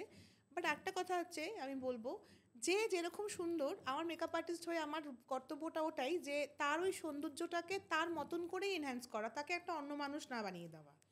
তোমাকে মানুষ যেভাবে দেখে অভ্যস্ত, তোমার বাড়ির লোক, তোমাকে হঠাৎ করে একদিনের জন্য একটা অদ্ভুত অন্যরকম মানুষ হিসেবে দেখে তারা এটা কী লাভ? দরকার নেই তো। আমি তাই থাকতে চাই। আর এটা কিন্তু শুধু আমার একার কথা না, প্রতিটা ব্রাইড আমাকে সেটাই বলে। হয়তো 10টার মধ্যে বা 100টার মধ্যে একটা ব্রাইড হয়তো একটু অন্যরকম চায়, বাট 90% ব্রাইডদের একটাই ডিমান্ড থাকে, আমি আমি তা, এভাবে নিজেকে দেখতে চাই আয়নায়। দিদি তুমি সাজিয়ে দাও, আমি জানি তুমি খুব ভালো সাজাও, তোমার ওপর ছেড়ে দিলাম, কনফিডেন্ট সাথে তুমি কাজ করো, কিন্তু আমি শুধু চাই আমি যেন আমি থাকি। তো আজকাল মানুষের ডিমান্ডও তাই হয়ে গেছে যে আমি চাই না নিজেকে চেঞ্জ করতে, আমি যেভাবে আমি হ্যাপি। সো আমাকে এভাবেই একসেপ্ট করতে হবে। মানে আমাকে যারা মানে দেখবে, আজকে দেখবে, তো আমি যেরকম আমাকে যেন সেইভাবেই যেন তারা আমাকে দেখে। তাহলে আমার মনে হয় makeup is a very personal choice. কেউ করতে ভালোবাসে, কেউ করতে ভালোবাসে না। তো যে করতে ভালোবাসে না, তো তাকে কোনো সময় কমেন্ট করা না রে ইয়ে তো মেকআপ নেই করতি হ্যাঁ বলছি আমি। বাট যারা মেকআপ করে তাদের কিন্তু খুব এই সোশ্যাল মিডিয়ার ট্রোলস আসে, আরে ইয়ার থপকে চুকি। বাট এই যে অনেক ডিফারেন্ট কথাবার্তা বলে, তোমার মনে হয় না এটা একটা টক্সিসিটির একটা যুগ, আর এটা হ্যাজ টু বি স্টপ? কিন্তু হবে না, তুমি কাকে কাকে থামাবে? কারণ যাদের বলার তারা বলবেই। আর তোমাকে তোমার যেটা ভালো লাগে তোমাকে সেটা করে যেতে হবে। তোমার যদি মেকআপ করতে ভালো না লাগে, আমি করবো না, ভালো লাগে আমি করব। আমাকে কে বলছে মেকআপ থুপে এসেছি তার কথাও আমি শুনবো না, আর কে বলছে আমি করতে পারি না তার কথা আমি শুনবো না। তো নেগেটিভ পিপল আমাদের আশপাশে চারপাশে প্রচুর রয়েছে ছড়ানো, তারা কথা বলবেই। বাট আমার যেটা ভালো লাগে বা তোমার যেটা ভালো লাগে তোমাকে সেটাই করতে হবে। তোমার মনে হয় না যে এই যে পুরো মেকআপের ব্যাপারটা গ্রুমসরা মানে যারা বর হয় তারা একটু পিছিয়ে আছে, বা নাকি তারাও সাজতে চায়? ভেবেছি কারণ আমার মনে হয় কি না মানহিমান হয় তোরা চায় একটু সাজতে, বাট একটু কুল সাজার জন্য আরে মেয়ে তো ন্যাচারালি হ্যান্ডসাম হো এরকম বল। কারণ আমার বর এটা বলেছিল, আমি যখন সাজতে গেছিলাম আমাকে বলেছিল ইউ টুক 2 hours, আমি তো ফেস ওয়াশ করেই চলে এসেছি। পরে আমি ওটা দেখেছিলাম যে ও ফেস পাউডারও লাগিয়েছিল ভিডিওতে, তো আমাকে বলেছিল কি না that is just for pose. But না, তখনই আমার মনে হলো যে হয়তো বরেরাও একটু সাজতে চায়। হ্যাঁ অবভিয়াসলি, কারণ দেখো কোথাও গিয়ে ছেলেরা না, ছেলেদের অ্যাকচুয়ালি কি হয়, একটু সুন্দর করে চুল কাটলে, একটু দাড়িটা সুন্দর থাকলে ওদেরকে এমনি হ্যান্ডসাম লাগে দেখতে, ভালো লাগে দেখতে। তো আর একটা সুন্দর হয়তো ওটা স্যুট পরে নিল বা একটা শেরওয়ানি যেটাই পরুক না কেন, হয়ে গেল। ছেলেদের বেশি টাইম লাগে না। তো হ্যাঁ মেয়েদের টাইম লাগে, কারণ এটা হয়ে এসছে, সাজে মেয়েদের সময় লাগবে। তো কিন্তু আমি যেমন ভেবেছি যে ওয়াই নট শুধু মেয়েরা, ছেলেরাও নিজেকে একটু গ্রুম করুক না। বিয়ে ওটা তো তারও স্পেশাল দিন, ওই শুধু ড্রেস আর চুল কেটে ওই একটা ভালো ড্রেস পরে চলে যাবো ভেন্যুতে, হালকা তো পাউডার যখন কেউ লাগাচ্ছে তার মনে একটু ইচ্ছা কিন্তু আছে যে কেউ একটা টাচ আপ করে দিই। তো আমি ভেবেছি, এই জন্য ভেবে, আর দিল্লিতে আমি প্রচুর মানে দিল্লি বোম্বেতে তুমি যাবে তাদের পুরো গ্রুমিং হয়, মানে গ্রুম মেকআপ হয়। তো আমি ওই জন্য ভেবেছি শিলিগুড়িতেও কিছু কিছু পার্লার বা স্যালনে হয়, কিন্তু প্রপারলি সেটার হয়তো সেভাবে প্রচার নেই। বা বিশেষ করে আমি মারোয়ারি গ্রুমদের দেখেছি তারা করে, মানে মেকআপ মানে গ্রুম মেকআপ ভালো লাগে দেখতে। হ্যাঁ ভালো লাগে, কিন্তু আমাদের বাঙালি ব্রাইডদেরকে আমি খুব একটা মানে ব্রাইড বলছি কেন, বাঙালি গ্রুমদেরকে আমি খুব একটা এটার মধ্যে ইনভলভমেন্ট দেখিনি। শুরু করো তাহলে আমি এটা শুরু করব। হ্যাঁ অলরেডি বলেছি, অলরেডি আমি আমার মানে এটা নিয়ে কথা হয়েছে যে যাদের বউরা সাজতে আসছে আমার কাছে তাদের যে বররা তারাও আসছো, তারাও এসে নিজেদেরকে ওই স্পেশাল দিনে সুন্দর করে সাজিয়ে বউকে একবারে সঙ্গে করে নিয়ে যাও। মানে আমি রিসেপশন বলছি, মানে বিয়ের দিন তো দেখা হবে না, এর আগে কি বলে মানে মানুষেরা ভাবে makeup is all about lipstick and foundation, but এটা তো অনেক বিয়ন্ড। এটা তুমি ভালো বলতে পারবে যে মানুষেরা যখনই বলে মেকআপ, তো বররা হয়তো ভাবতে পারে কি লিপস্টিক লাগিয়ে যাবো, না it's not only about lipstick, it's about full base, full foundation. ছেলেরা কেন করবে? ছেলেরা এই জন্য করবে যে জানো তার যে স্কিনটা ডাল বলে মনে না হয়, একটা যেন উজ্জ্বলতা থাকে, তাই বলে নয় যে আমি তাকে ব্লাশার লাগিয়ে দেবো বা আমি তাকে একটা কাজল বা আইব্রোজ বা মাস্কারা, নো, যার যেরকম সেরকম। একটা গ্রুম মেকআপ কেমন হবে সেটা খুব ন্যাচারাল, খুব সুদিং, খুব না মানে দেখে সাটল, মানে জাস্ট এটার জন্যই যে গ্রুম সে এই কয়েকদিনে দৌড়াদৌড়ি করেছে, বিয়ের একটা ধকল গেছে, তার প্রচুর চাপ গেছে, ঘুম হয়নি, তার মুখে একটা ডালনেস দেখা যাচ্ছে, তো সেটাকে যেন একটু হাইট করা যায়, সেজন্য একটা ফ্রেশ লুক নিয়ে যেতে পারে ভেন্যুতে, তার জন্য। এটা তো টিপস হয়ে গেল আপকামিং গ্রুমের জন্য, but any tips for upcoming bride? ব্রাইডদের জন্য আমার টিপস একটাই থাকবে, সেটা হচ্ছে healthy skin, healthy glowing makeup, healthy skin glowing makeup. So অনেকেই ডিমান্ড করে যে গ্লোয়িং মেকআপ চাই, এদিকে স্কিনের 12টা অবস্থা, তখন সেটা আমি বোঝাতে পারি না যে তোমার যদি ক্যানভাসটার মধ্যেই স্মুথনেস না থাকে তাহলে আমি কি করে স্মুথনেস এনে দেবো? ম্যাজিক না, মেকআপ, বুঝতে হবে। তো এইটা অনেক ব্রাইডদেরই ভালো হলো তুমি কোশ্চেনটা করলে, এইটার মাধ্যমে সবাই দেখতে পাবে। তো আমি বলবো ব্রাইডদেরকে তুমি স্কিনটাকে হেলদি রাখো, তুমি যদি স্কিন হেলদি রাখো তোমার অত মেকআপের মানে কি বলবো অনেক লেয়ারিংয়ের দরকার পড়বে না, খুব সাটল মেকআপ তুমি করতে পারবে, একটা গ্লো থাকবে, হ্যাঁ, তো স্কিনটাও হেলদি লাগবে দেখতে। তো জল তো খেতেই হবে, সেটা ধরো কাজের মাঝখানে আমারও অনেক সময় খাওয়া হয় না, আমি বলি হয়তো এটা মানে মানে খুব প্র্যাকটিক্যাল কথা, আমরা যখন খুব ব্যস্ত থাকি আমাদের খাওয়া দাওয়া মনে থাকে না, তো কিন্তু তার মাঝখান থেকেও যারা মানে উঠবি তোমার মানে ব্রাইড আছে তাদেরকে এই টেক কেয়ারটা করতে হবে, মানে সানস্ক্রিন ইউজ করা, প্রোটেকশন স্প্রে ইউজ করা যখন বাইরে যাচ্ছি আমি, তারপরে ধরো তোমার হেলদি একটু খাওয়া দাওয়া করা আর জল খাওয়া, আর তোমার হচ্ছে গিয়ে যদি বিয়ের আগে কিছু মানে তোমার হোম কেয়ার করতে পারে। হোম কেয়ার মিনস হচ্ছে ধরো কোনো হয়তো ট্রিটমেন্ট বেস কোনো ফেশিয়াল করেছে, সেটার কিছু হয়তো হোম কেয়ার করলো, বা ধরো হোম রেমেডি অনেক কিছু হয়, সেরকম কোনো হোম এক্সাম্পল দিতে পারবে? হোম রেমেডি বলতে গেলে, হোম রেমেডি বলতে গেলে আমি যেমন টমেটোর খুব প্রেফার করি, টমেটো দিয়ে কোনো সময় আলু বা টমেটো এগুলো কোনো সময় তুমি স্কিন বুঝে তুমি ইউজ করতে পারো, মানে যার যখন যেরকম স্কিন, কারণ কি ওয়েদার চেঞ্জের সঙ্গে কিন্তু আমাদের স্কিনের পুরো ব্যাপারটাই চেঞ্জ হয়ে যায়, শীতে একরকম স্কিন থাকে আবার গরমে একরকম স্কিন থাকে। তো এই জিনিসগুলো ব্রাইডকে মাথায় রাখতে হবে যে আমি খুব ব্যস্ততার মধ্যে একটা ডিহাইড্রেট স্কিন নিয়ে তোমার কাছে সাজতে এসেছি, কিন্তু আমি মানে হচ্ছে গিয়ে এসে ডিমান্ড করছি যে আমাকে একটা গ্লাস স্কিন মেকআপ করে দাও, এটা নট পসিবল, ঠিক আছে? গ্লাস স্কিন মেকআপ করতে হলে স্কিনটাকে ন্যাচারালি গ্লাসের মতো একটু স্মুথ থাকতে হবে, তবে গিয়ে গ্লাস স্কিন মেকআপটা হবে। আর হোয়াট ইজ ওয়ান মিস্টেক যে আজকাল তুমি দেখছো যে ব্রাইড এটা খুব মিস্টেকটা করছে, এরকম কোনো আছে যে তুমি বলতে চাও ব্রাইডদেরকে এরকম কিছু করো না বিয়ের আগ দিয়ে, বিট এনি ট্রিটমেন্ট বলো বা বিট এনিথিং? বিয়ের আগে আমি যেটা বলতে চাই, থ্রেড দিয়ে মানে সুতো দিয়ে হচ্ছে গিয়ে আমাদের ফেশিয়াল হেয়ারকে রিমুভ করা যাবে না, তাতে কি হয় সুতোর না দাগ রয়ে যায়, ওটা আফটার ফাউন্ডেশন অ্যাপ্লিকেশন খুব বেশি করে বোঝা যায়। তো যদি তোমার ফেশিয়াল হেয়ারকে রিমুভ করতে হয় তুমি নিজেও বাড়িতে করতে পারো, কি তুমি স্যালনে এসে করো, সেটা হচ্ছে আমাদের ফেশিয়াল রেজার ইউজ হয়, তো ফেশিয়াল রেজার দিয়ে আমরা ফেশিয়াল হেয়ারকে রিমুভ করব, তার জন্য তুমি আগে পরে প্রিকশন নাও, বাট থ্রেড একদমই অ্যাভয়েড করতে হবে, বাট কেন কি থ্রেডের দাগ রয়ে যায়, যখন তুমি একটা রেজার ইউজ করছো অনেকের ভয় থাকে যে এটা করবো আমার ছেলের মতন দাড়ি হয়ে যাবে, নো, এটা একদম রং। যদি প্রপার আগে এবং পরের যদি যত্ন সহকারে করো তোমার কোনো সমস্যা হয় না। আমি বছরের পর বছর করছি, আমার হয়েছে নো, তুমি ক্রেডিবিলিটি তাহলে হচ্ছে প্রমাণ। তো তাতে তোমার মনে হবে কি আমার অনেক ক্লিন লাগছে, ফ্রেশ লাগছে। হ্যাঁ, ইভেন আমি আপার লিপসও করি না, আমি ওটাও আমি ওটা দিয়েই করি, কারণ আমার পেইন হয় আমার, আর চোখে প্রচুর পাওয়ার, চোখের আইব্রোটা খুব রেয়ার করি কারণ আমার চোখের সাংঘাতিক পাওয়ার, যার জন্য এই জিনিসটা তো করা যাবেই না, হেয়ার রিমুভ করাটা। অনেকে হচ্ছে কি ব্রাজিলিয়ান ওয়্যাক্স দিয়ে তোমার ফেসের হেয়ার রিমুভ করে, ঠিক আছে? ওটা তো অনেক সময় না পিল হয়ে গিয়ে না তোমার হয়ে যায়, ওপরে চামড়াটা অনেক সময় হয়তো পিল হয়ে গেল। এবার সে আপকামিং ব্রাইড ধরো, তখন কি হয়, ওটা তো হিল হতে অনেক সময় লাগবে, বা চামড়াটা ধরো উঠে গেছে, অনেক ক্ষেত্রে এরকম কেসেস আছে। হ্যাঁ, মানে দেখো কি বললাম, ভুল মানুষ মাত্রই হয়। হ্যাঁ, বাট কয়েকটা জিনিস যদি আমরা কেয়ারফুল হই তাহলে হ্যাঁ ভুল হ্যাঁ হয়।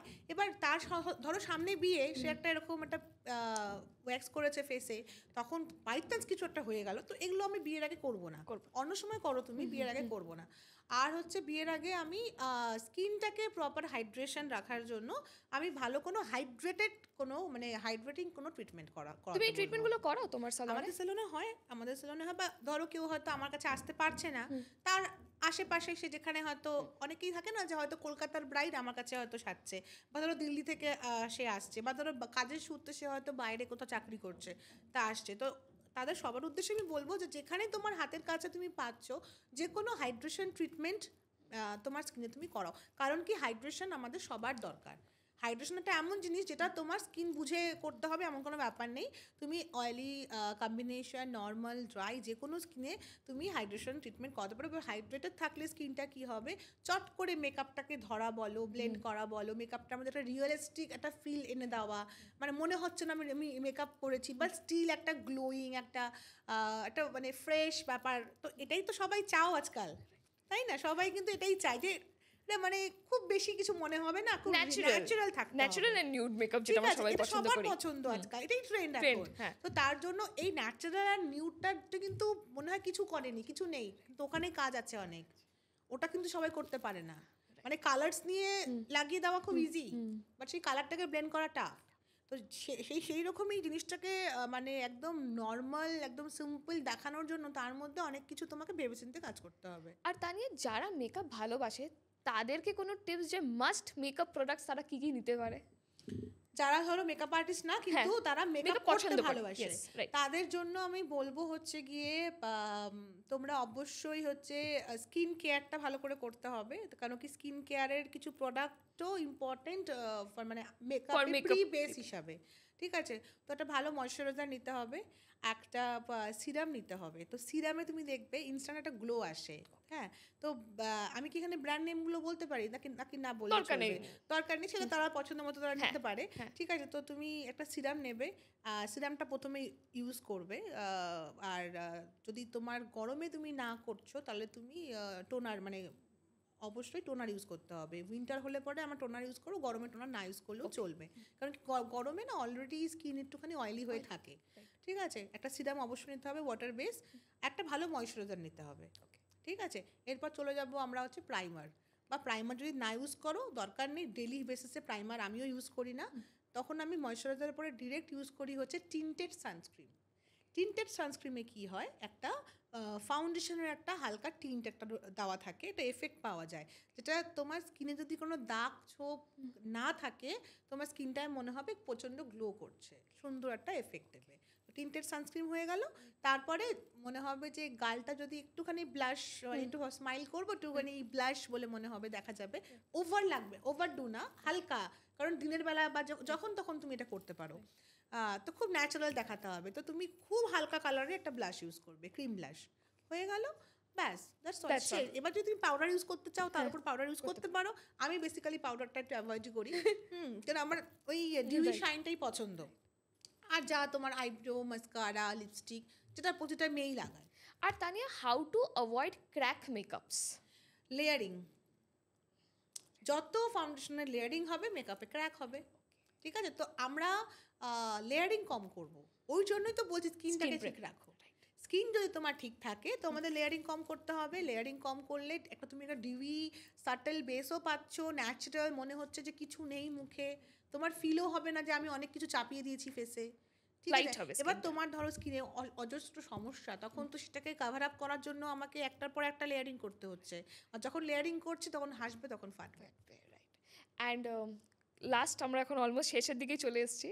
Tania, what is your take on male makeup artist? আজকাল আমরা দেখছি অনেক মেল মেকআপ আর্টিস্টরাও আসছে, breaking the stereotypes of the society, যে বাট তারা অনেক ব্যাকল্যাশও শুনছে, তো তাদেরকে সাপোর্টিংয়ের জন্য তুমি কি বলতে চাও?